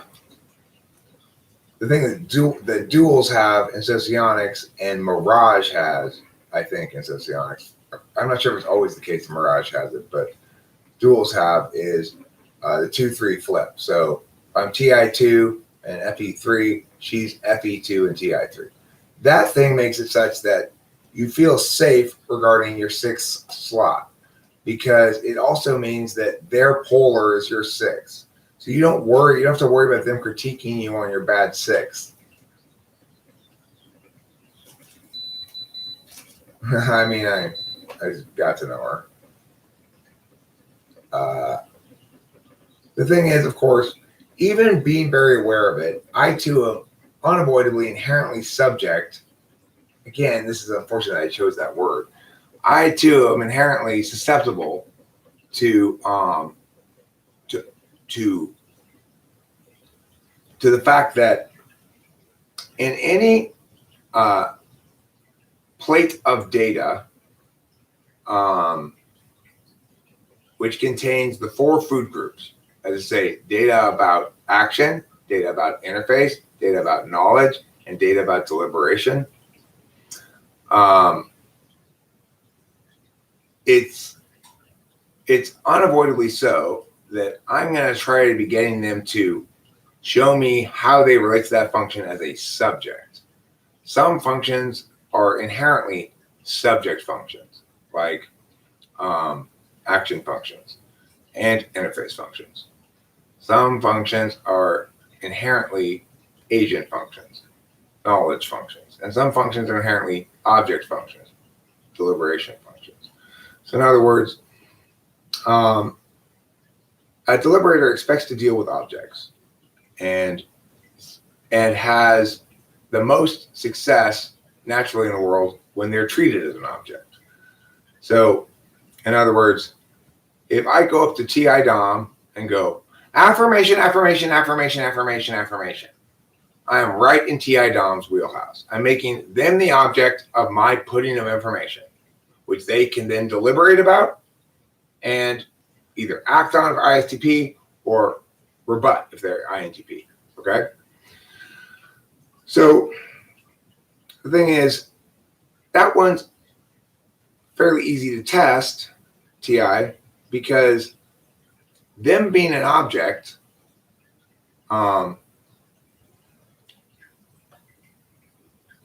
produces my ability to push button meow and know a lot by what the reaction to it is. Okay. Knowledge functions are not naturally subject functions. So again, when you're getting them to extrovert their introverted functions, I could test a knowledge type's knowledge by going, here's a picture of 3 things, and they all have something in common. What is the thing they have in common? The answer could be many different answers for any given 3 pictures, right? So it's like, let's say there's a pine tree, there's a patio table, and there's a baseball bat. You might say they're all made of wood. Or you might say they all are associated with summer. Now, this is a way of sort of demonstrating introverted intuition, drawing connections between things like that, right? But the actual process that an introverted intuitor goes through in their head is inherently, in its most native manifestation, not something that plays out as a subject. It plays out as an agent. It's the individual knowing. Like I've noted with Rachel, she will process things in larger chunks than I will. Like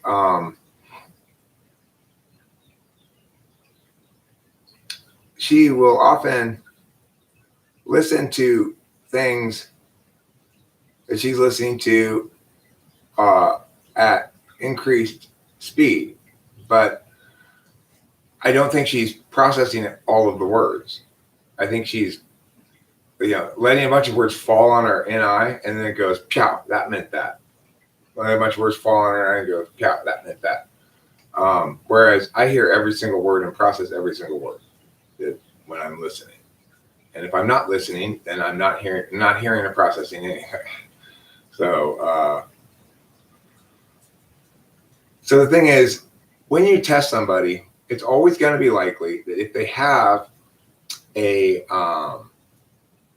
interface function, FE especially, second, then you're gonna be likely to mistype them because FE is a reactive function.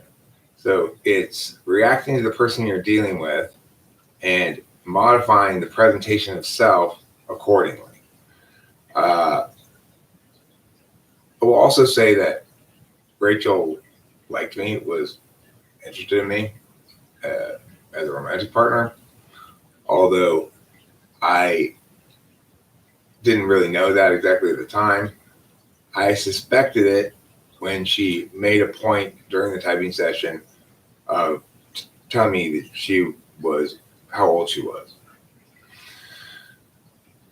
Because, of course, I'd been talking about looking for a relationship partner and my sort of rules about who I was looking for, and that I definitely didn't want to go out with anybody under 30. And the reason was mostly for FE reasons. So, and this is a good point to distinguish between the ESTP and ENTP. As a going up on 50-year-old man, for FE reasons, I definitely don't want to go out with somebody under 30, right? That's what I was thinking at the time. An ESTP might think the exact opposite. As somebody approaching 50 and capable of landing a hot 26-year-old, yeah, I want to do that. And that's a good FE for me. Well, that's not good FE for me. That sounds really awkward. Like, I don't want to be able to be accused of being a cradle robber. Because Rachel looked so young, I had instead the delightful experience of having people come in here, throw cradle robber at me, and me go, she is 35, you know. And they go, oh, I can't get you on that? No, you can't, motherfucker. You know, it's like, of course I played prevent defense on that. Of course I did. I know if I go out with somebody under 30 that I'm subject to that critique and that the number has to sound, even 30 is too young, but 35 is perfect. You know, it was like, bam, that's exactly right. Because I'm 49 right now. She's 36 now. But she looks younger than her age, and I look older than my age. So,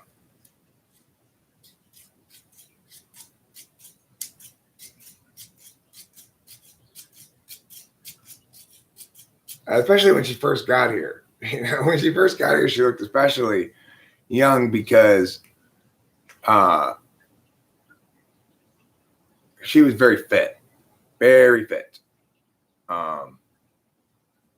For not necessarily good reasons. It's like because she had a difficult living situation, and so had to spend a lot of time out of the house, and you know, took a lot of walks and stuff, went to the gym, stuff like that. So she was very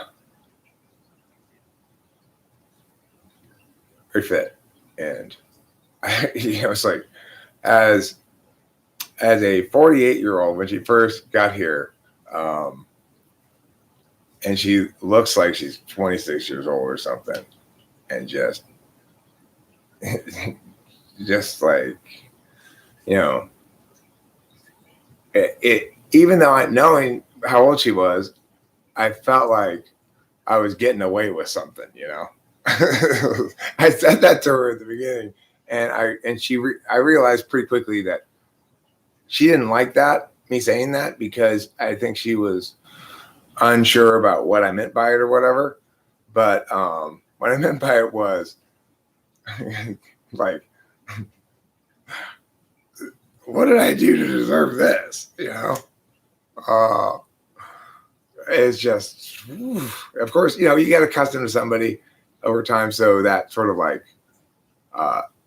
bedazzled by the impossibility of what's standing in front of you, eager to please, you know, it becomes something much better. It becomes like real deep intimacy, and you know, Rachel and I have a really like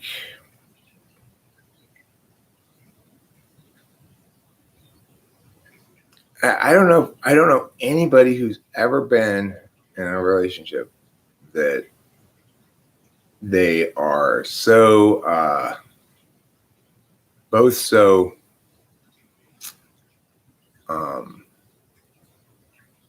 mutually enthusiastic about, and that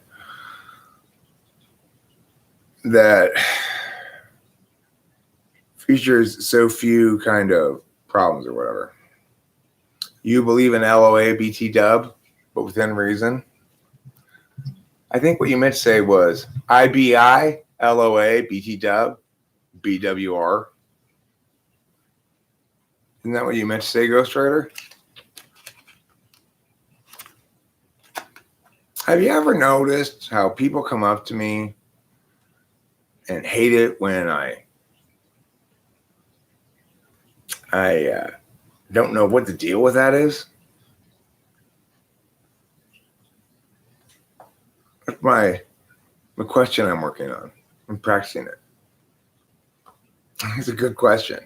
It includes all of your major stand-up comedy questions. Have you ever noticed that people come up to you and ask you if you hate it when you don't know what the deal with that is? I have. Don't you hate it when people don't come up to you and ask you if you've noticed the deal with something? I do. Hi, my name's host Eric. Today we're talking the important questions. Don't you hate it when? Have you ever noticed that?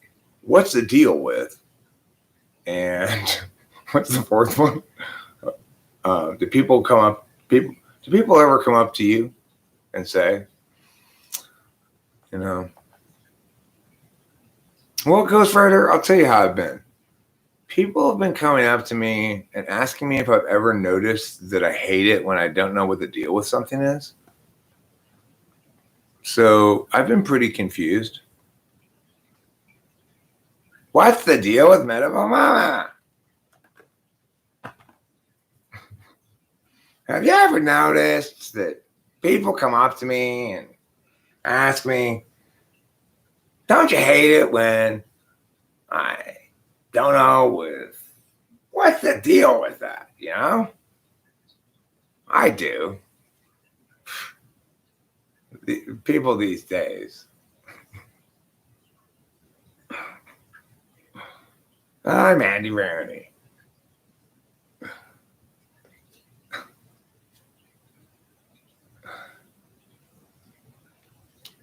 Hey, have you ever noticed this? Have you heard of this?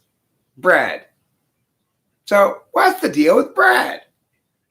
Is it a loaf or is it a piece? Make up your mind. Like that kind of joke, oh, stand-up comedian. Oh, stand-up comedian. Because if it goes wrong, then they get mad. Oh, I don't think ourselves was actually asking that question, Ghostwriter.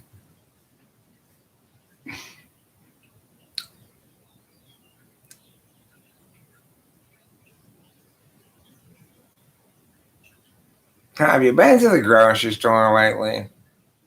I have. I'm Andy Rooney. What I've noticed is that things are different now there. It used to be they had just a few fruits and vegetables, the ones you need, an apple, an orange, a head of lettuce. Nowadays, they've got all these crazy new fruits and vegetables. Who's ever heard of a pomelo? And why are people buying them? I like things the old way. I'm Andy Rooney. Yeah. No, random people never come up to me for life advice.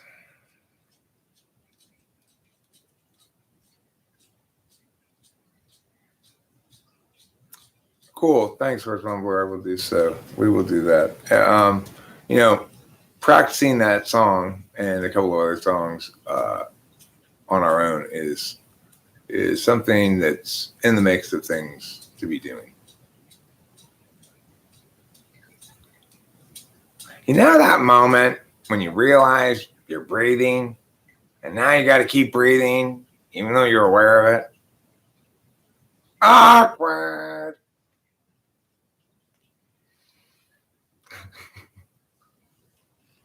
Rachel's the kind of person who has that happen to her, Ghost Trader.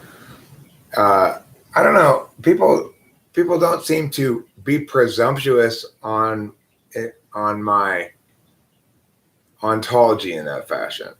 Like, they don't see me as somebody who's, people can kind of instinctually tell who's a receiver, right?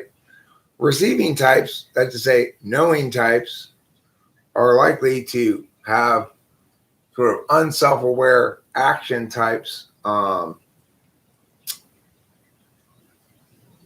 up and put at them, right?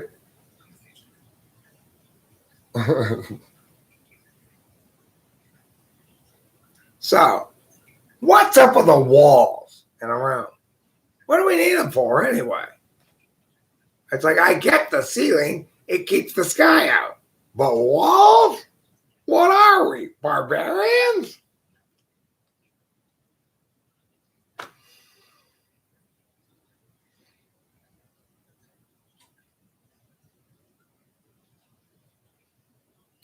I mean, I agree my ex-wife looked more mature than Rachel, for sure. The funny thing is, of course, Shakira Bano, she did not love me blindly at all. ISJs are extremely judgmental. Make no mistake about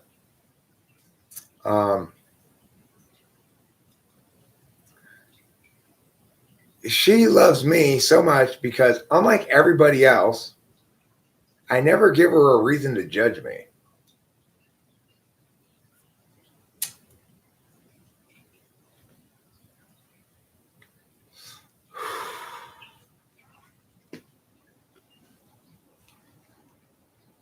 I don't think about you. I don't want you to go away. If there comes a moment where I feel like banning you, I'll ban you. I will continue not thinking about you. I don't want things all the time like that.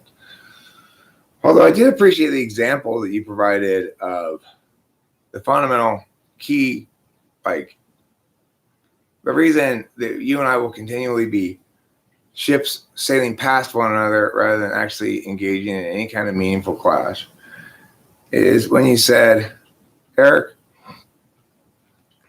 all you have to do is say you really want me gone forever, and I'll be gone forever.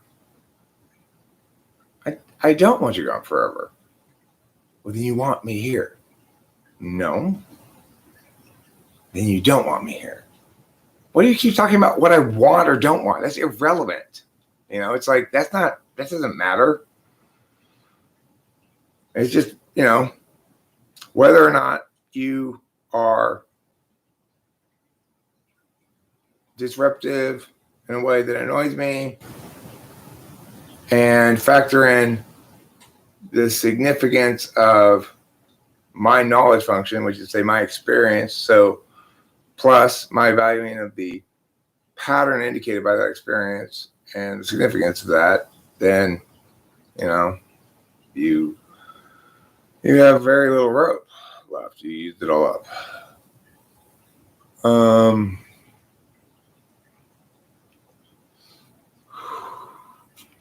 I know. That's why we can never see eye to eye, because you keep focusing on things that I think are the wrong things to focus on, and I keep focusing on things that you think are the wrong things to focus on.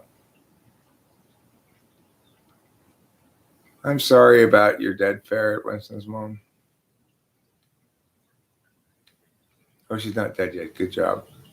Good job staying alive, ferret. Did I tell you about my frog? Recently I got a little frog from the store called some sort of like African aquatic frog, miniature African aquatic frog or something like that. And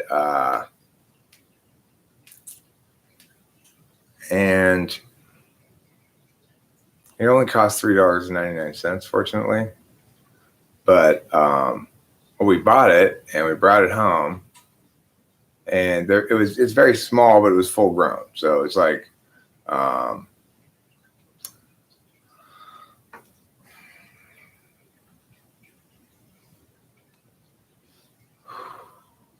that's an ESFP.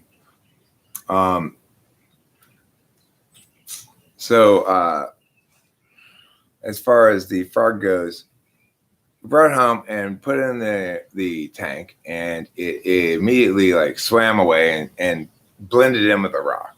So it was like shortly after he swam in there, I lost track of who he is.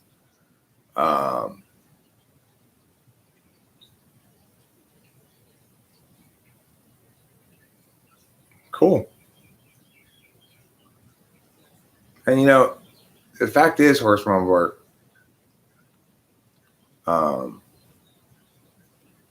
I am not married to those lyrics at all. Like, if you want to write lyrics to it, and I think they're better, and you want to let me change the lyrics to my song to use your lyrics, then I'll do that.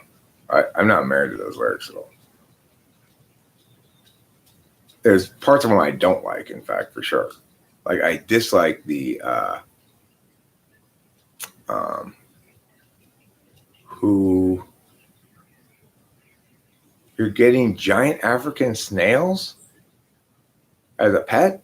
Snails as a pet? That's a weird pet, man. That is not a pet that's gonna love you. Let me tell you, I gotta warn you, other self. You're not gonna get a lot of love from a snail. Okay?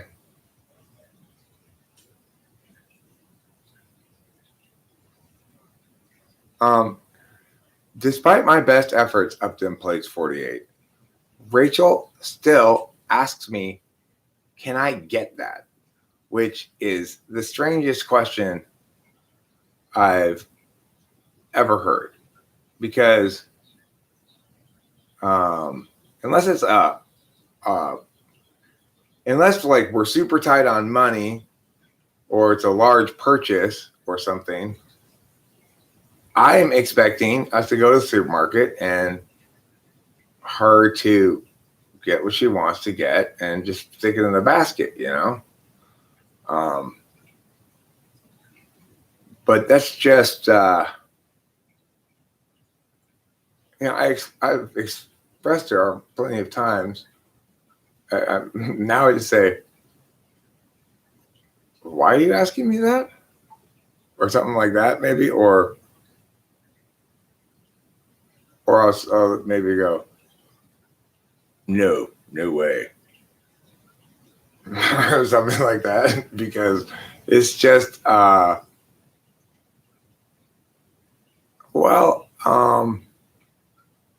think it's hard for her to fully internalize what is the truth, that we are a 2-person team and we have combined finances.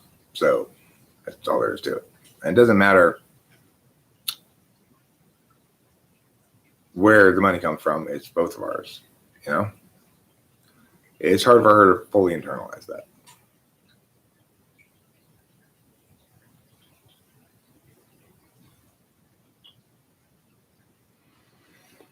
But also, she, like me, she's an intuitive that isn't very objecty. I mean, she's more objecty than me. Like, she likes to, packages come here. Most of the spending she does is online, and those things she doesn't necessarily ask me or anything like that. She'll just say like, can you PayPal me some money or something sometimes, or not even that. Like, she'll just say, I want to get meow, and I'll go, oh, she needs money, and I'll PayPal her some money. But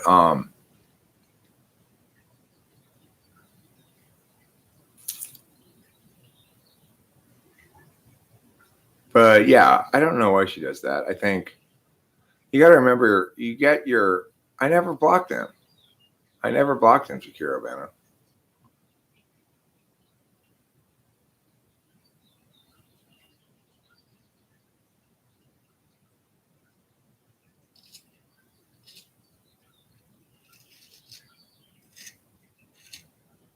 So, like I was saying, you get into a relationship with the person you're in a relationship with, and the partner they've had to be in the past until they um, until they actually believe in full. And this is true for both Rachel and me, although it happened much quicker for me, for partially just for reality-based reasons, in terms of it's kind of an objective power differential, but that it takes anybody time to stop doing certain behaviors developed in a not fully safe environment. And in any bad relationship, there are moments when it's not a fully safe environment, which is to say, your partner can hurt you, and that even if it's a healthy relationship, and by and large, the general rule they don't, and agree it's bad, that sometimes they do, right? Because it's not exactly the right partner. Rachel and I never knowingly, willfully hurt each other. If there's something that happens that hurts, that one of us says something that hurts the other person, it was an accident, and we never have any conflict. Now, you might say that's not healthy. I've heard that before. It's healthy to have some fights or something. It might be how I'm not saying it's unhealthy to have some fights, but we don't have any. We have no conflicts. Like, I haven't had a single argument kind of thing, or us be mad at each other, since Dr. Ingram cured her. No relationship can be said to be a very true loving relationship till it crosses the 7-year mark properly. Do you agree? 7 years is a big mark. I can see that being a turning point. Well, because I'm an SI person, I would say that let's measure that relationship time only in time actually spent with the other person, not in total calendar years passed while you're in the relationship. And in that regards, Rachel and I have spent as much time together as a 7-year-long relationship, because we've spent like literally all day, every day together in very close quarters for part of the time anyway. We've gone on trips together. It's like the only problems we've ever had have been when her mental health issues were erupting. So I don't know what else to say about it. It was limerence. There was a state of limerence at the beginning of the relationship, which means before she actually came here, there was a stretch of time where I was fully, like, completely smitten. Like, I couldn't go about my day without thinking about Rachel, even though she was, Absolutely not, Shakiro. I totally disagree. I think what you're doing there is revealing what I'm talking about. She's a universal knower first, an intuitive, an introverted intuitor, and what she shares as a subject comprises a tiny fraction of her being. And I find it not just wrong, but insulting to Rachel, and revelatory of not good things about you, that you would say that.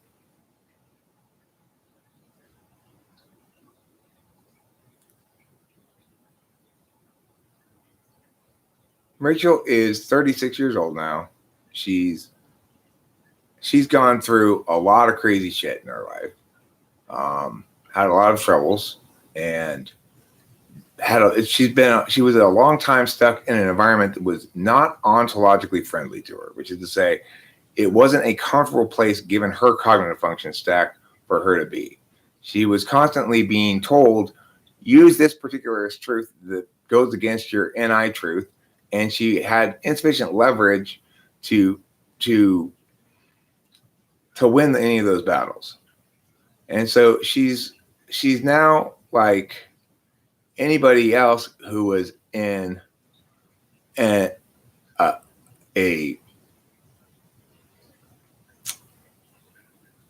an unfit environment, in the way that like a plant that lives in very dry places unfit to the Washington state rainforest.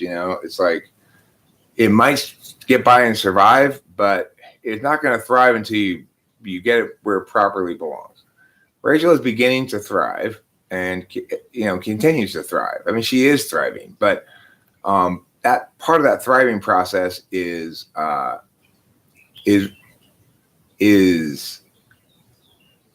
dissociating from the skittishness, right? When you have an environment that's ontologically assaultive, then you get skittish. You expect people to be critiquing you in areas where you're critiquable all the time. And it's uncomfortable. And so you're always on defense, right? So she doesn't have to play. This is no longer a path that she's walking in which rocks might fall on her at any moment, snakes might jump out at her, lions and tigers in the bushes. So she doesn't have to be like on point, making sure she doesn't have to be walking on eggshells. She doesn't have to be walking on eggshells at all. But she spent a long time in an environment where she did have to do a fair amount of eggshell walking. And it's slowly getting her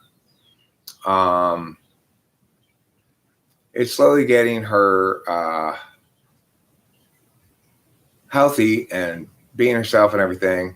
But she has habituated some like prevent defense strategies that may look like meow,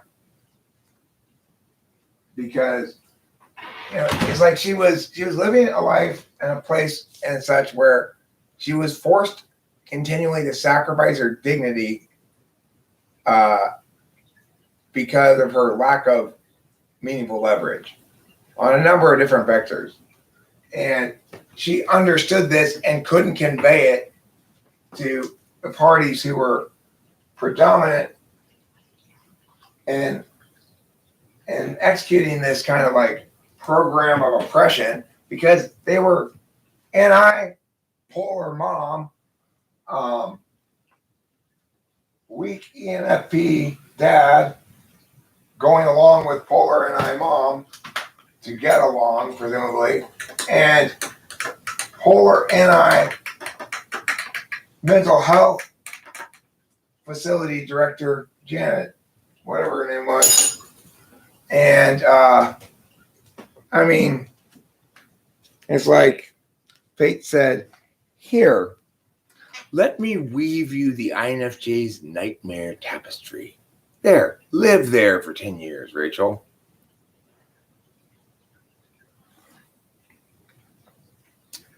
Rachel and I have a lot of both. We have a lot of communication, excellent communication, and active communication about both random shit and specifically the relationship. The thing is, she had one ex who was BPD. I had one ex who was BPD. And they both kind of loom large in our history of exes. You remember the BPD one a lot more than you remember the healthy ones. And so it's like somebody said the other day, it sounds like you still love Kimberly a little bit. No, that's not the deal. It's instead what I'm saying is, the BPD person in your past probably had the most intense emotional moments with you of any of your relationships.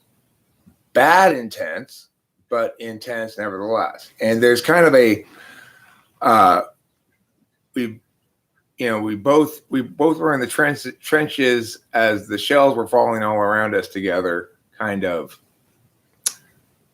SI association that makes you sort of recall that person more and the moments of that relationship more.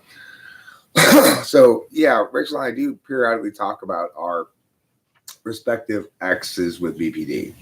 Her INTJ one was the one with BPD. Yeah.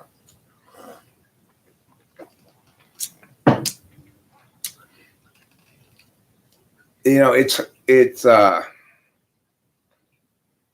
harder for me to hear her talk about it than I think it is for her to hear me talk about it, because she witnessed the whole thing as it was going down. She was watching the channel, you know.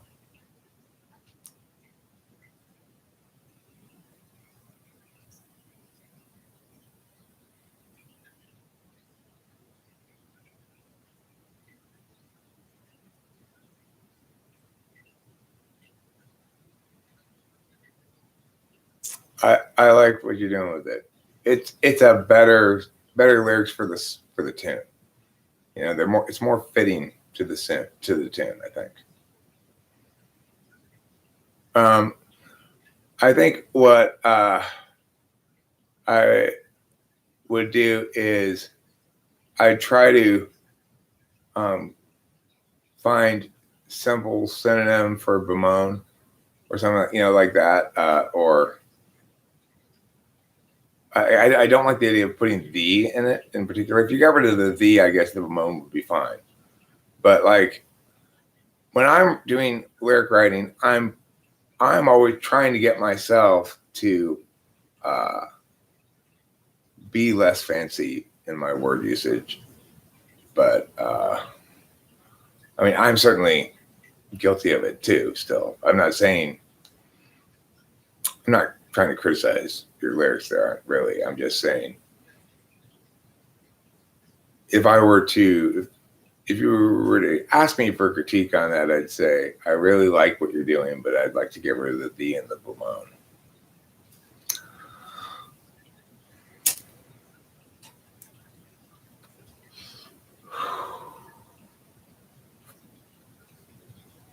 Maybe like sigh and moan instead would be preferable.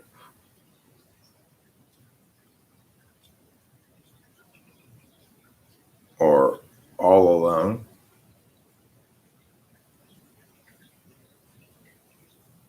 Something obvious.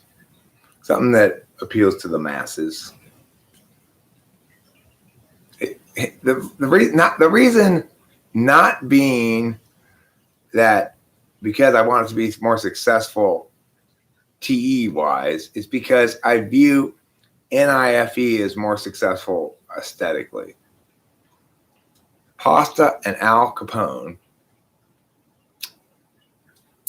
is okay. Al Capone does not make a good protein to put on top of pasta, if that's what you're thinking. Would you like veal, chicken, meatballs, or slices of Al Capone on top of your pasta? Sorry.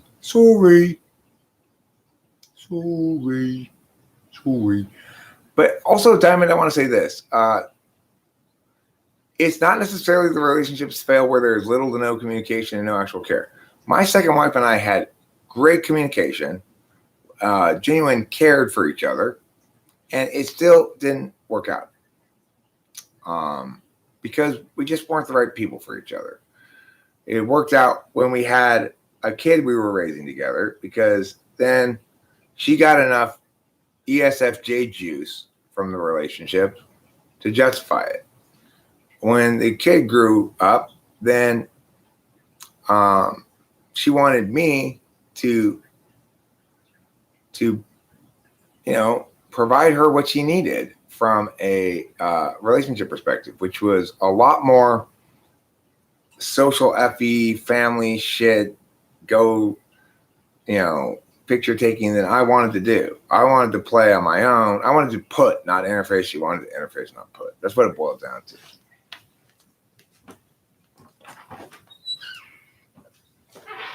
We had what I suspect is kind of an inevitable problem with double extroverts.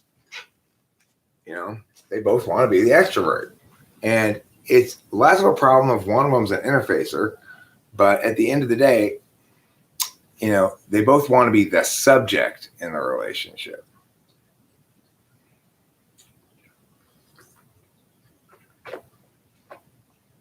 Subject agent works, subject object works, but subject subject I don't think really works. And that's what you got with ESFJ, ENTP is they both want to be the subject of the sentence, and you know, you can only have one driver.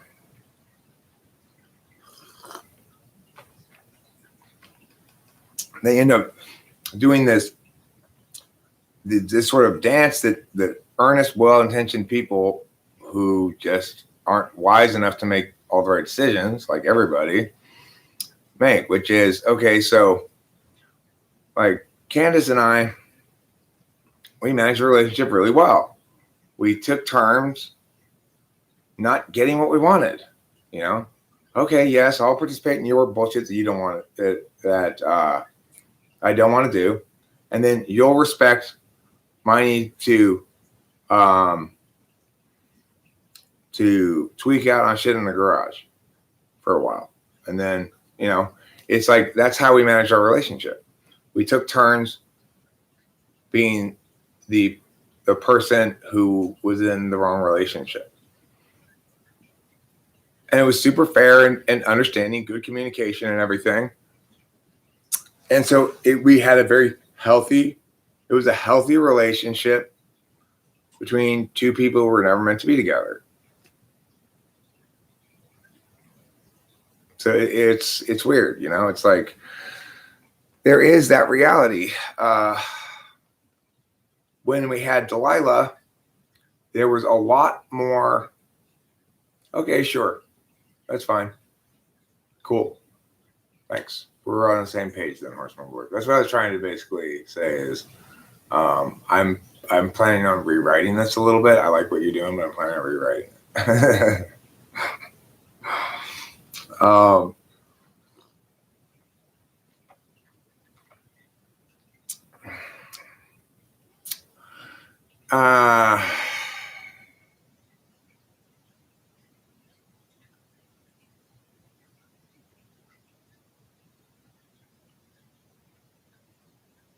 Well, that's why we need to come up with different euphemisms. We have the word gaff. What does that gaff mean? It means G-A-Y as F, you know? And that way we don't have to use the G-A-Y word. We have the word gash. That way we don't have to use the C-U-N-T word. See what I'm saying? The country without a re.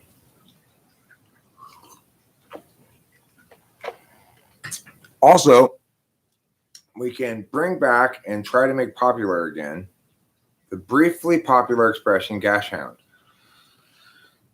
As at least an addendum to our current lexicon, which includes puss, slayer, Lothario, although I've never really hear anybody call anybody a Lothario, man, whore, thought, you know, those kind of expressions. We should include gash hound.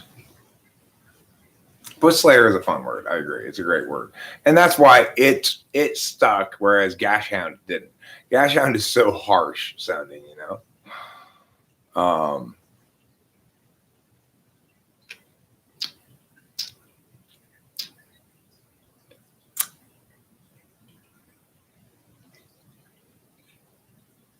Yeah.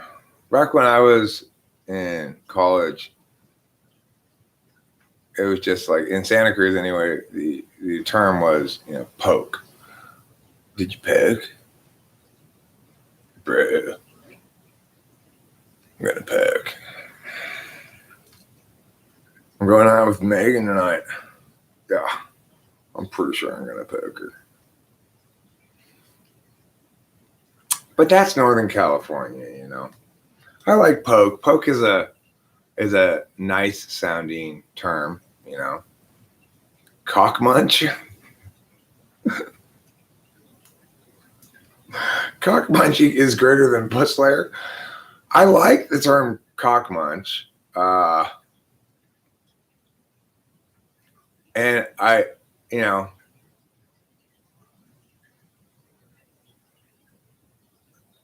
but really the corollary would be cock prey. right? The corollary to puss slay is cock prey.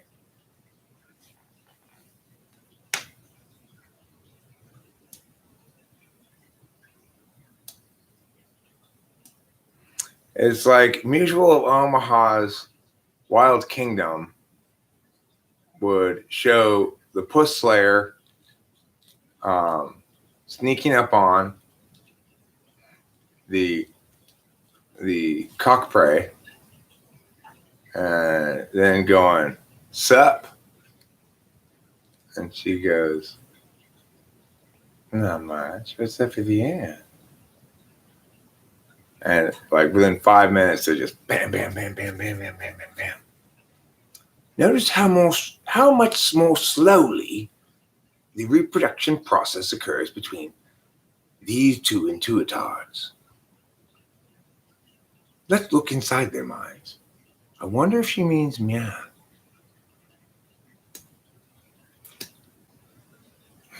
Mutual of Omaha's Wild Kingdom juxtaposes the natural behaviors of mating rituals of the puss slay cockmunch family of birds versus the intuitard family of birds. When Rachel asked, or somebody asked, or something prompted me to, the question appeared before me, what animal are you, all of a sudden? Oh, I know. It was that newlywed game we were playing. It said, what animal is your spouse? And so I thought the thing through multiple ways. Obviously I thought it through, okay, well, what is Rachel likely to put down on her card as she perceives me as? I thought about it as, what do I was like, well, what do I think animal I am? I thought one of those New Zealand parrots that messes with people's cars. And I started watching Kia videos last night. There's this parrot called the Kia in New Zealand, and it has a very long childhood. It turns out for our bird species, it's 3 to 5 years child before they mate. And then once they mate for life, and they're a huge pain in the ass, but there are laws protecting them, so they get to just get away with getting into everything, and they're very not scared of people. It's like the peacocks around here, actually, similarly, in that these peacocks in this neighborhood, or in all of California, I think, are considered a wild native flock of peacocks, and it is illegal to molest them, which is you can't shoot them, you can't. You can shoo them. I think you can shoo them away, but you can't capture them. You can't shoot them. You can't do stuff to make them stop messing with your shit. You can only protect your shit. You can only peacock proof your stuff. You can't do anything to the peacocks to stop them from damaging your stuff. And some people have a problem with peacocks getting on top of their car, but I've never had that problem at all. But I think it has to do with what kind of maybe roof you have. Like if you have a certain kind of rack on it, the peacocks like to sit on those racks maybe. But I read an article. I was Googling I didn't read an article. I was Googling the Arcadia peacock population, just kind of curious about the history of it and what the status of it and stuff is. And I read this somebody had written a question to some, like maybe the Arcadia Chronicle paper, an old edition of that or something, that asked a question, what can I do about these peacocks that keep damaging my car? And they said nothing, and here's why. So They don't recognize the reflection is none of the peacock. Have I ever seen a peacock angel? What's a peacock angel? Is it like a snow angel, but you're going like this in a pile of peacocks?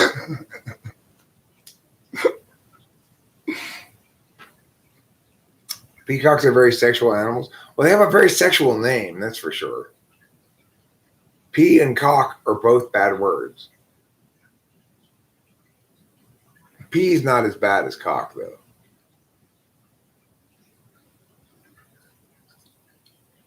Spin some straw into gold for me, Horse Mumbler. I've got some straw here. If you've got a loom, a magical loom, then I can contribute the straw. That's my 50% of the work. You can spin it into gold, and we'll split the gold 50-50.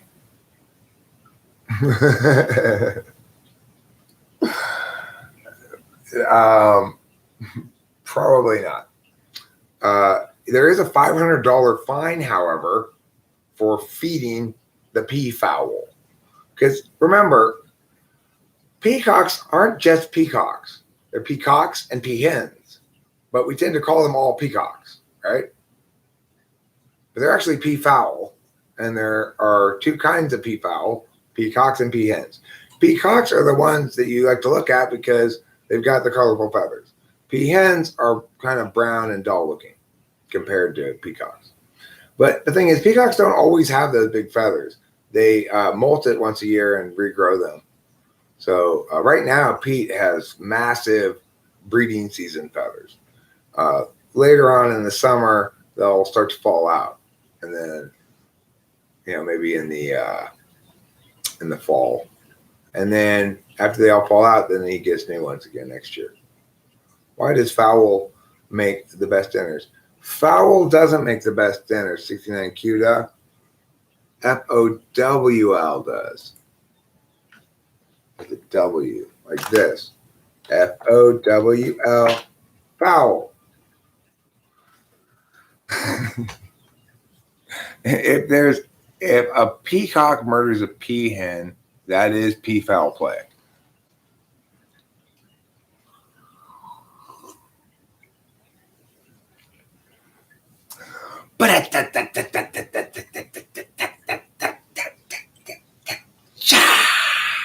Jokes, comedy jokes by herself. Do routine and hygiene rhyme? No, I wouldn't say so. Yeah, they do. They rhyme. Routine, hygiene. But, I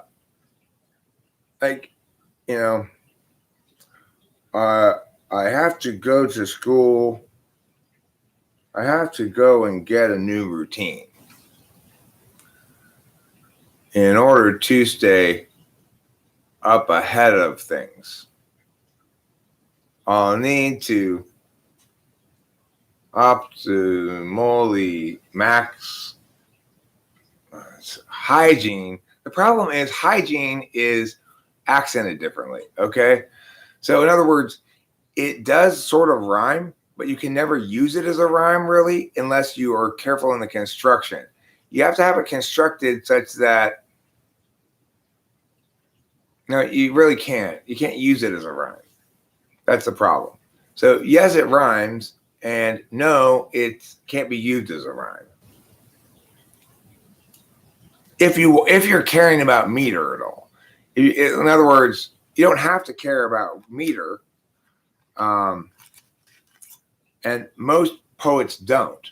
So it's like they have no problem putting at the end of a line routine, but at the end of another line hygiene, and thinking that they rhyme because they're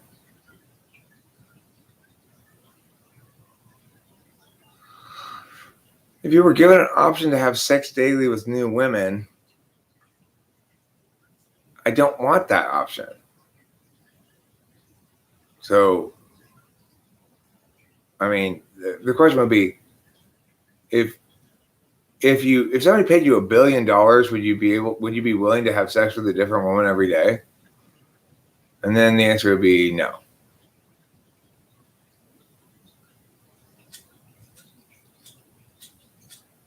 When you say someone is auditory, does that necessarily include a verbal component?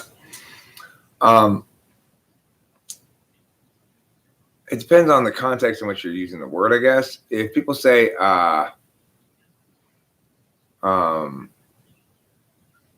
an auditory learner, what they mean is they probably like to use a deliberation function to learn, which is they're perfectly comfortable hearing spoken words out loud and processing what they mean. TI probably, you know.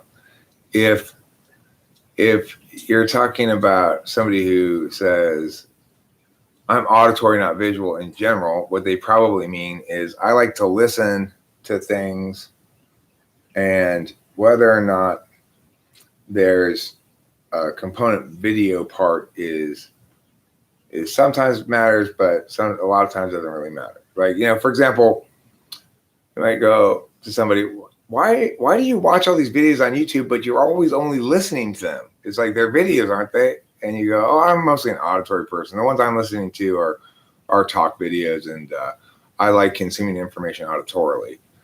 That's how people would normally use that expression. But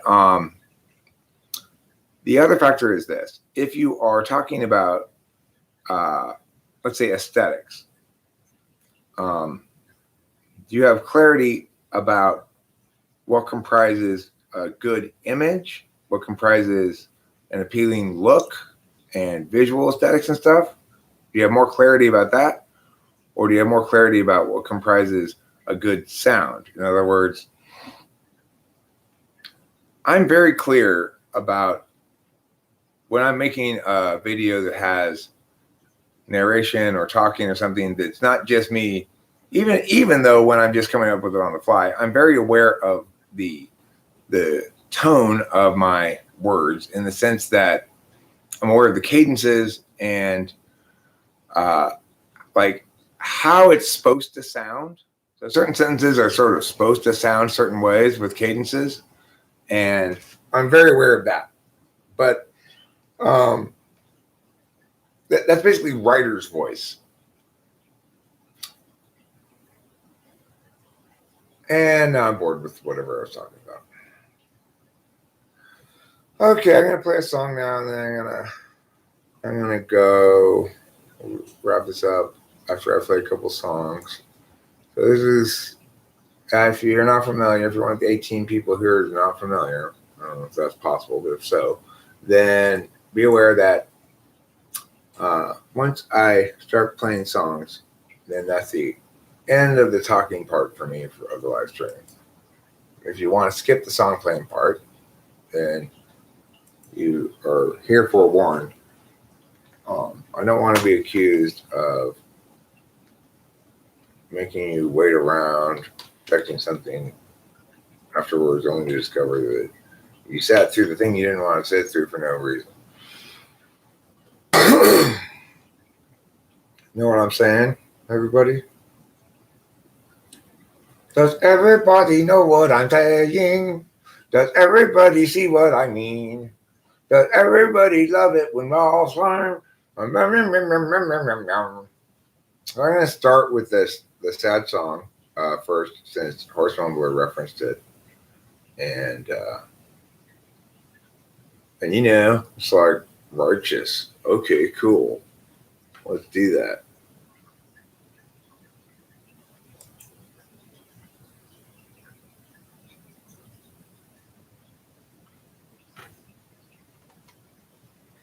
I cannot believe what Judy just said to Sarah. I mean, I don't know about you, but if you're coming up to me and talking to me about that in that way, with that tone, that's where I draw the line.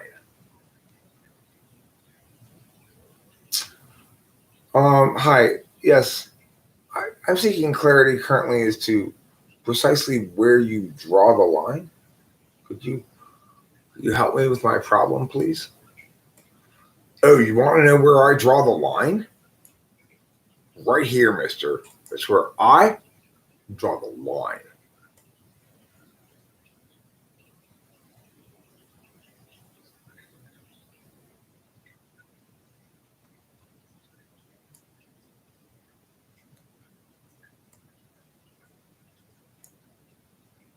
Hi, can I help you?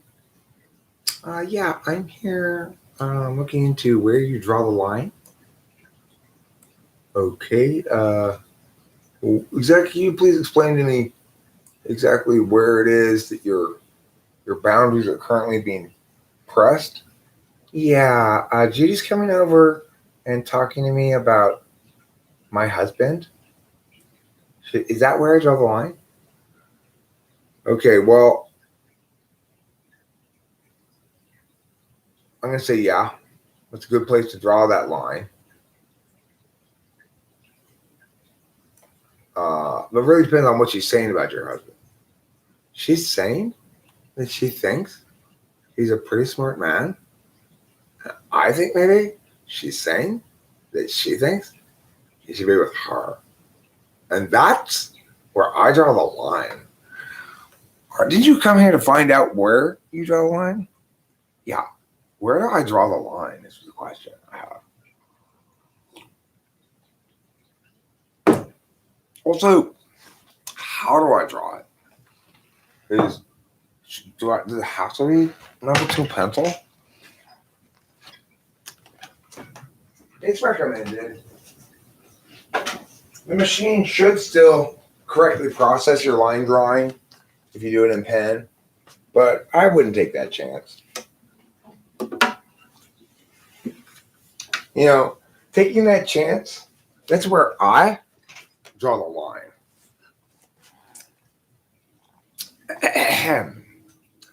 Okay, so this next activity is called musical singings, song, execution, externalizations, performance, and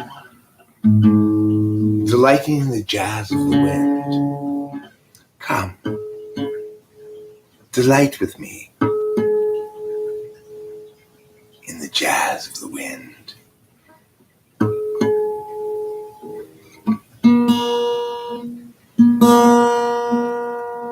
Where have you been, young lady?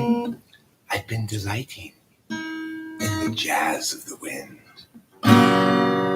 Oh, carry on.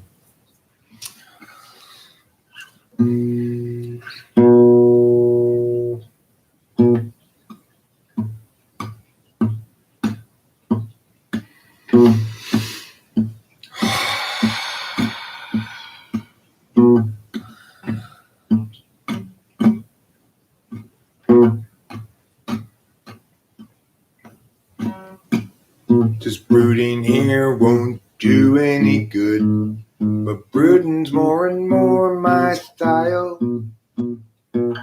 I think that your ways of standing where we stood, 'cause I've been stuck here a while. That's despite a natural selfishness that makes it easy to have fun. But flutters in the gut become a fist as all my visions come undone. I tried to stream distracting in the afternoon away, but heavy new realities are breaking every day, and for a bit I am out of it. But when it's still unsaid, still I need get out of me what's inside my head. It seems like everybody's so sensitive and ready to just get mad. I seek the simple ways of living like a kid, 'cause who wants to be the dad? Have we lost our sense of scope and scale, our capacity to laugh, the sense to know when not to wail, and how to do what we can? I tried to stream distracting in the afternoon away, but heavy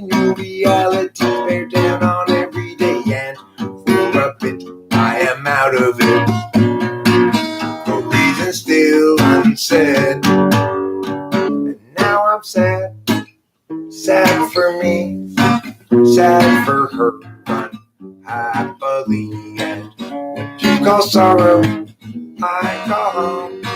Blues that sink clear down to the bone. Still I'm sad, so sad for me, so sad for her, unhappily, and what you call sorrow, I call home. Blues that sink down to the bone. Down to the bone do they sink, like an anchor to the bottom of the ocean. Like water through the fingers of the sands of the hourglass of the drain. These are the days of our lives. You're living on a time frame I will never know, with the alienation of humanity's soul, and imagine you a future after the collapse, returning to the urgency of isolated past. You're picturing community, free of metaphysics, while you're hunting buffalo and you're picking red delicious with the knowledge of the seasons and the wisdoms of old. Fire blazing in the night to keep away the cold. Hostility is kept at bay by what you think is in the way.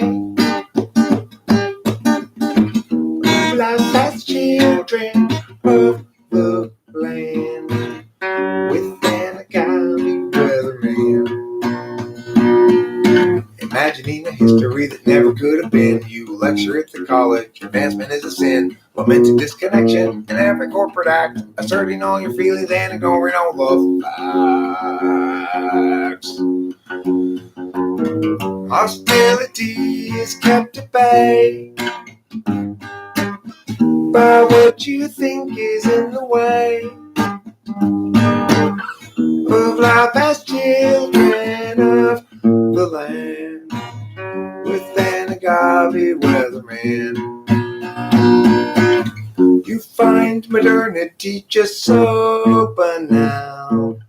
Wish you had lived any time but now, and your experience won't run afoul. You visualize nobility sipping on some port, or tribes of peaceful savages with beautiful comport. But few of people's histories ever lastly did comport, and life was brutal, nasty, solitary, poor, and short.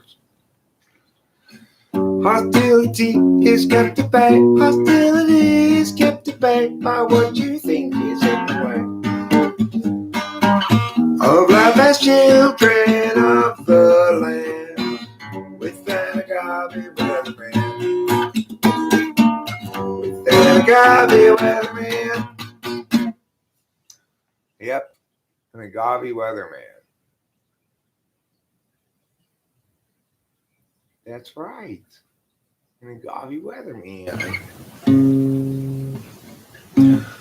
To disrupt everybody's dreams, frustrations mean mistakes are made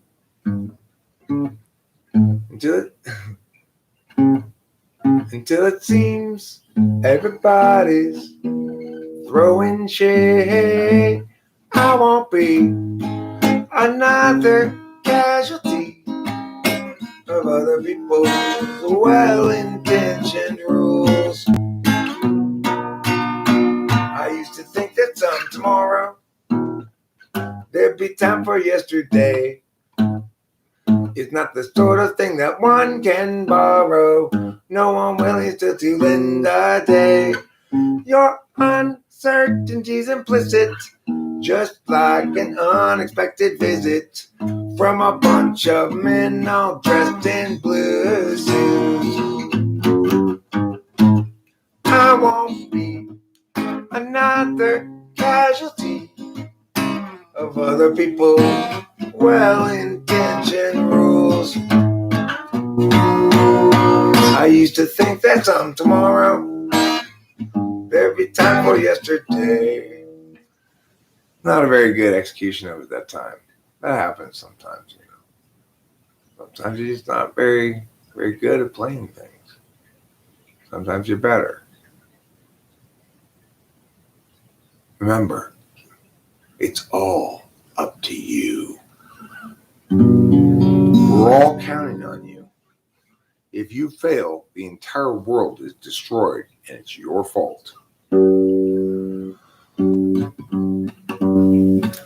Sammy has a story that need be told. Well, this is a song for an open road, and such a thing must always do its job.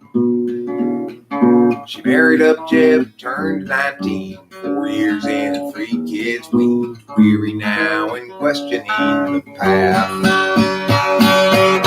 Agency out, faces discretion, locking in our courses, way too young. Urgency convert is really just depression, making sure those underneath them always wrong.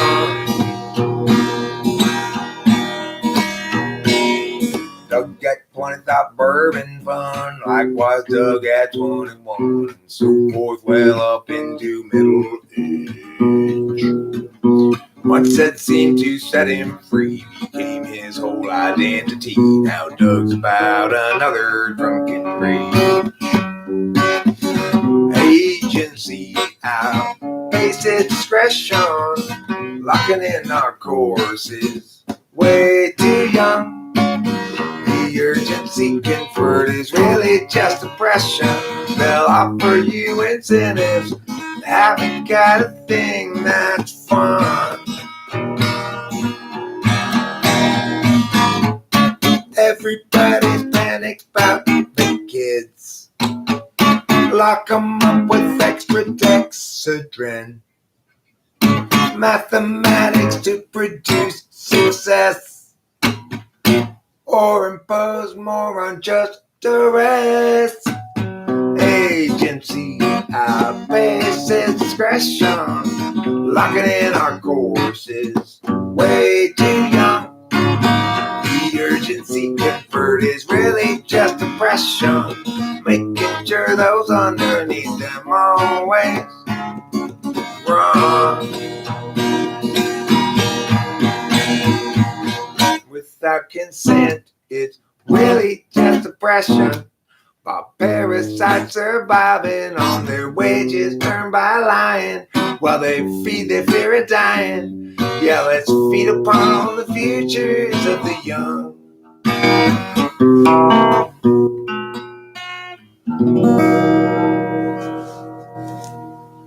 I like the way I played that. I played pretty well like that. That was good. I did a good job with the tempo. I didn't speed it up. Atypically. Tempo's a bit of an issue for me. I'm not going to lie. I continue to try to be more NI, you know. It's always a struggle to be more NI.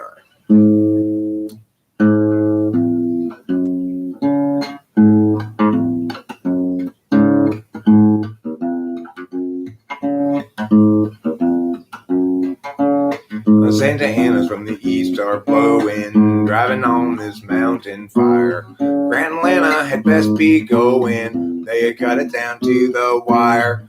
Everywhere apocalypse hung heavy, truck was piling up with ash. Atlanta got the dogs in the Chevy, and Land cranning out their petty cash. And all around the steady face, times are ending, then time is bending.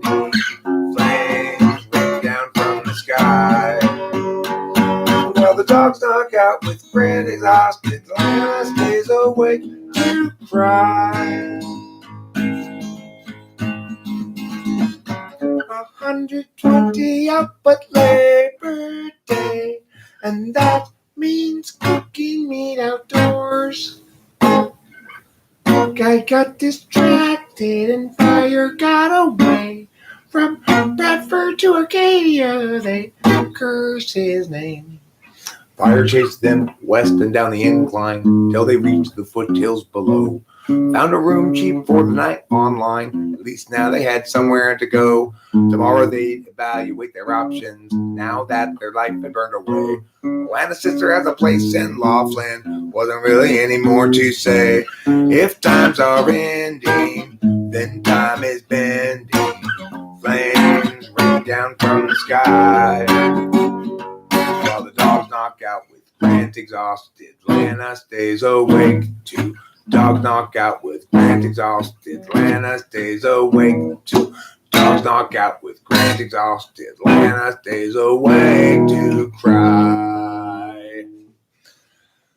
They executed it pretty poorly, really, but I guess not really that poorly.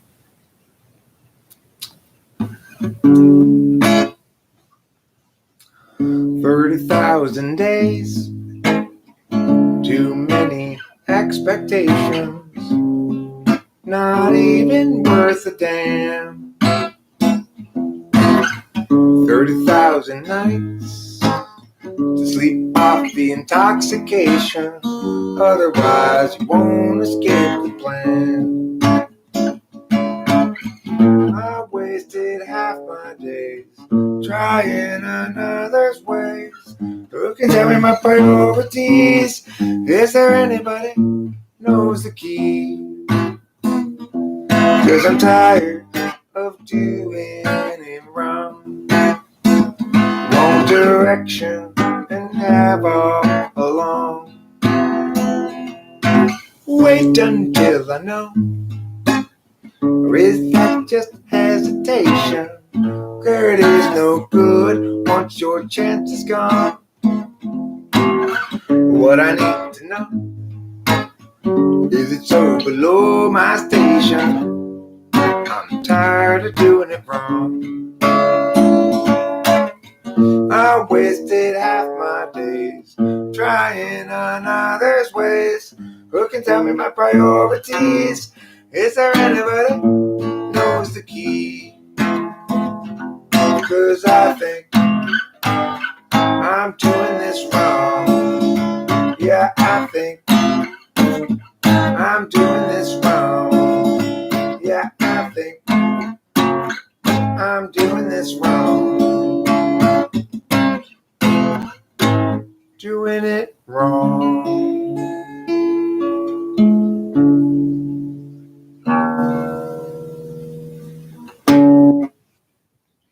Have to end on a radar. You can't leave that E there at the end.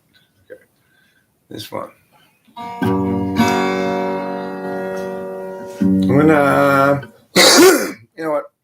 Before I play this song, I'm gonna drink a little coffee.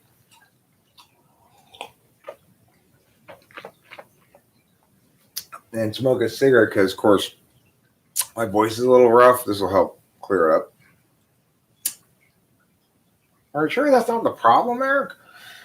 It might be the problem, actually, to be perfectly honest. It makes it harder to find moments where my voice is in full operational mode, I guess. Maybe I didn't talk so much. But, well, that's never going to happen. Yeah, I'm still not looking at the chat. Why? Because this is not part of the live stream. This is a little break I'm taking. Well, I got a couple more songs I want to play. I'm going to play Matter of Mood. And I'm going to play Just a White Boy Looking for a Place to Do My Thing. And I'm going to play another one as well. And then I'll wrap it. I'll play Gerald too, probably. And I'll wrap it up.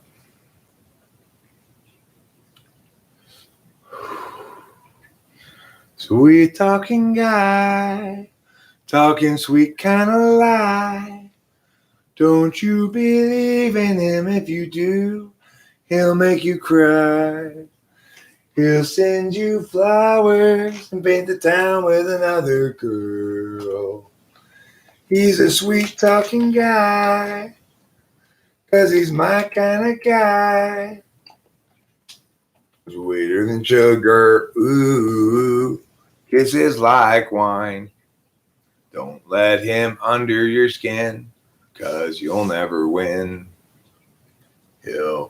Then you and tomorrow he's on his way. He's a sweet talking guy, my kind of guy.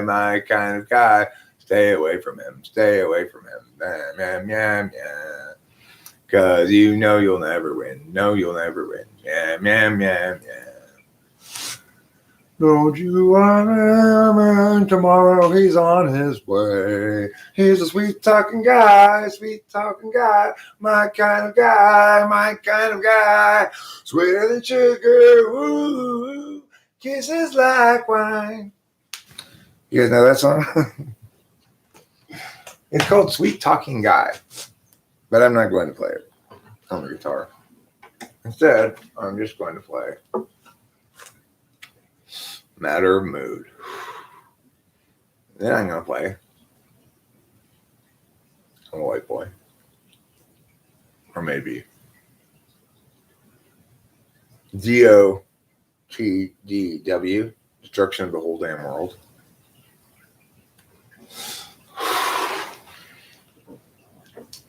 I think I'll play that one first, actually.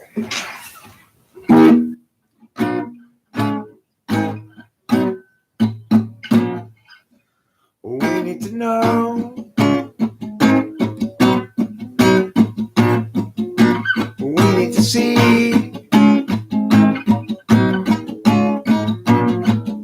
We need to pen happenings down by our means. You judge our logic alike, effectively alike, and which will rarely budge. People everywhere gather up, enemies outraged at how they miss a sign. How do they set their priorities? These foreign backstabbing entities ensuing heartache and misery follow necessarily from their savage ways. Insulting Carson and Desiree, we're stuck in such petty larceny. We all partition directories and call it destruction of the whole damn world. Judy shares now her limits, hoping Julie will too. Jerry shares for 4 minutes. You just can't share things like they do. Julie always thought that she should have bought two when she had the chance to buy. Judy soon forgot about should and not, although she ever called, she'll die. People everywhere gather up, enemies outraged at how they miss a sign. How do they set their priorities? These foreign backstabbing entities ensuing heartache and misery follow necessarily from their savage ways. Insulting Carson and Desiree, we're stuck in such petty larceny. We all partition directories and call it destruction of the whole damn world. Boom! That was pretty good. That was good tempo. I kind of lost the tempo briefly in the middle, but I recaptured it quickly enough. All right. When I was younger, it seemed that everything gleamed. I don't know what happened to me, but I've lost that sense of urgency, and I don't think that I'll ever see it again. If you follow my lead, you'll discover I'm loster than you. And you'll want to know the way to get back out to wherever it was you thought you knew. And tomorrow will be just like today. I'll be lost then too.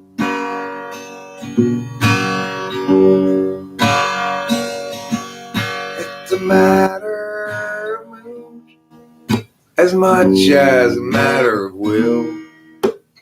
And the things I do and the direction I point to still seem a part of me, though departedly. And I wonder if I'll ever see them again.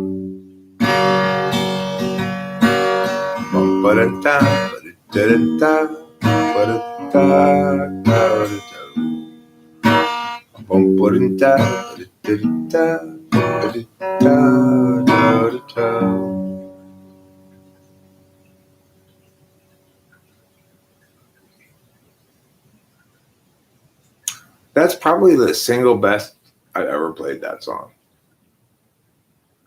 I actually think that's a fair statement. I don't think I've ever played that song that well before. I really nailed it that song. Just right fucking on point all the way through. That's rare for me to say that about. Man, I never say that. I never say that's the best time that's the best take I've ever had of that song. I actually believe that's the best take I've ever had of that song. I've been playing that song for 15 years or something like that, 20 years or whatever. But more like 15, 16 since I wrote it. But I'm a much better musician and guitarist and stuff now than I was when I wrote that song. So of course it's gonna be true that I'll get better and better at playing it. It's surprising that I really feel like, oh, that's how it's supposed to be after playing it that time. I don't know. It's just supposed to be just like that. That's that song.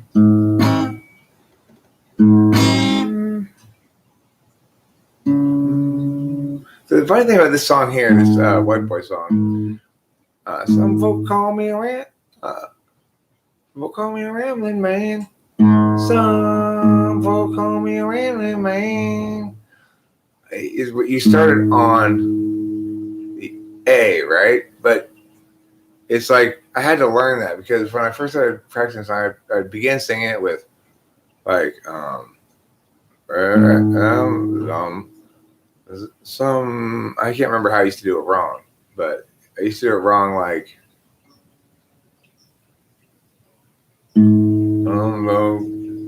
some folk call me a rambling or something. I don't know. I used to sing it wrong. Some folk call me a rambling man. That's how I start.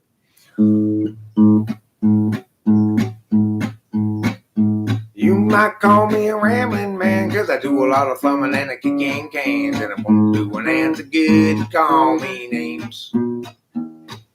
My dad wasn't Willie Woodrow, no, I wasn't born and raised in no ghetto, just a white boy looking for a place to do my thing.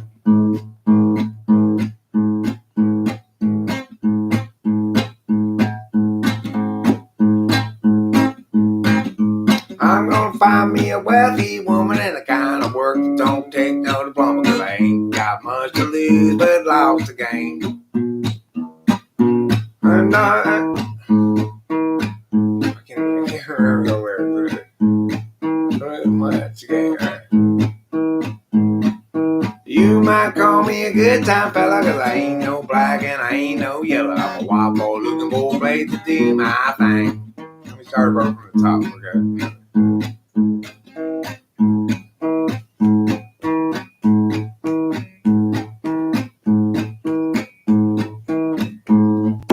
You might call me a rambling man, cause I do a lot of thumbing and a kicking cans, and I won't do an answer good to call me names.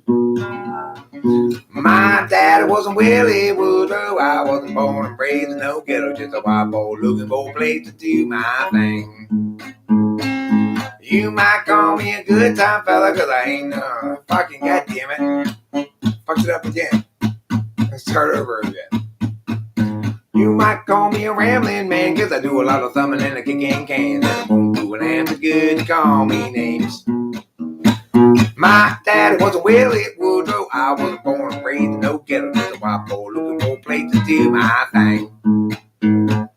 I'm gonna find me a wealthy woman in a line of work that don't take no diploma, cause I ain't got much much to lose, but lost the game. You might call me a good time fella, but I ain't no black and I ain't no yellow. Just a white boy looking for a place to do my thing.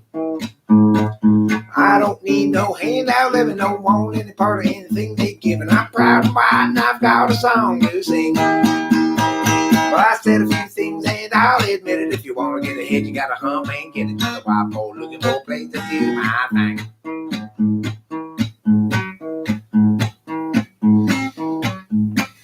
Small town boy, been around a little, and I like guitar and I like the fiddle, cause that's the kind of soul take the pen I play. Blue-eyed Billy, feared and ready, I got to work just to be somebody. I'm a wild boy looking for a place to do my thing. I don't need no handout living, no want any part of anything they give me. I'm proud and white and I've got a song to sing. I said a few things and I'll admit it. If you want to get ahead, you gotta hum and get it. I'm a wild boy looking for a place to do my thing. Yeah, I said a few things and I'll admit it. If you want to get ahead, you gotta hum and get it. Just a wild boy looking for a place to do my thing. I executed that one really well right now too, after a few false starts.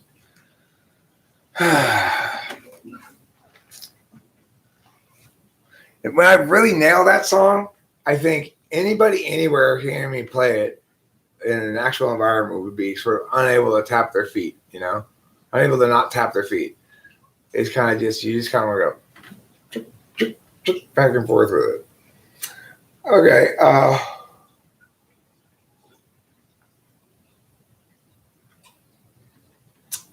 Thanks a lot for being here, everybody. Love you all. Talk to you later.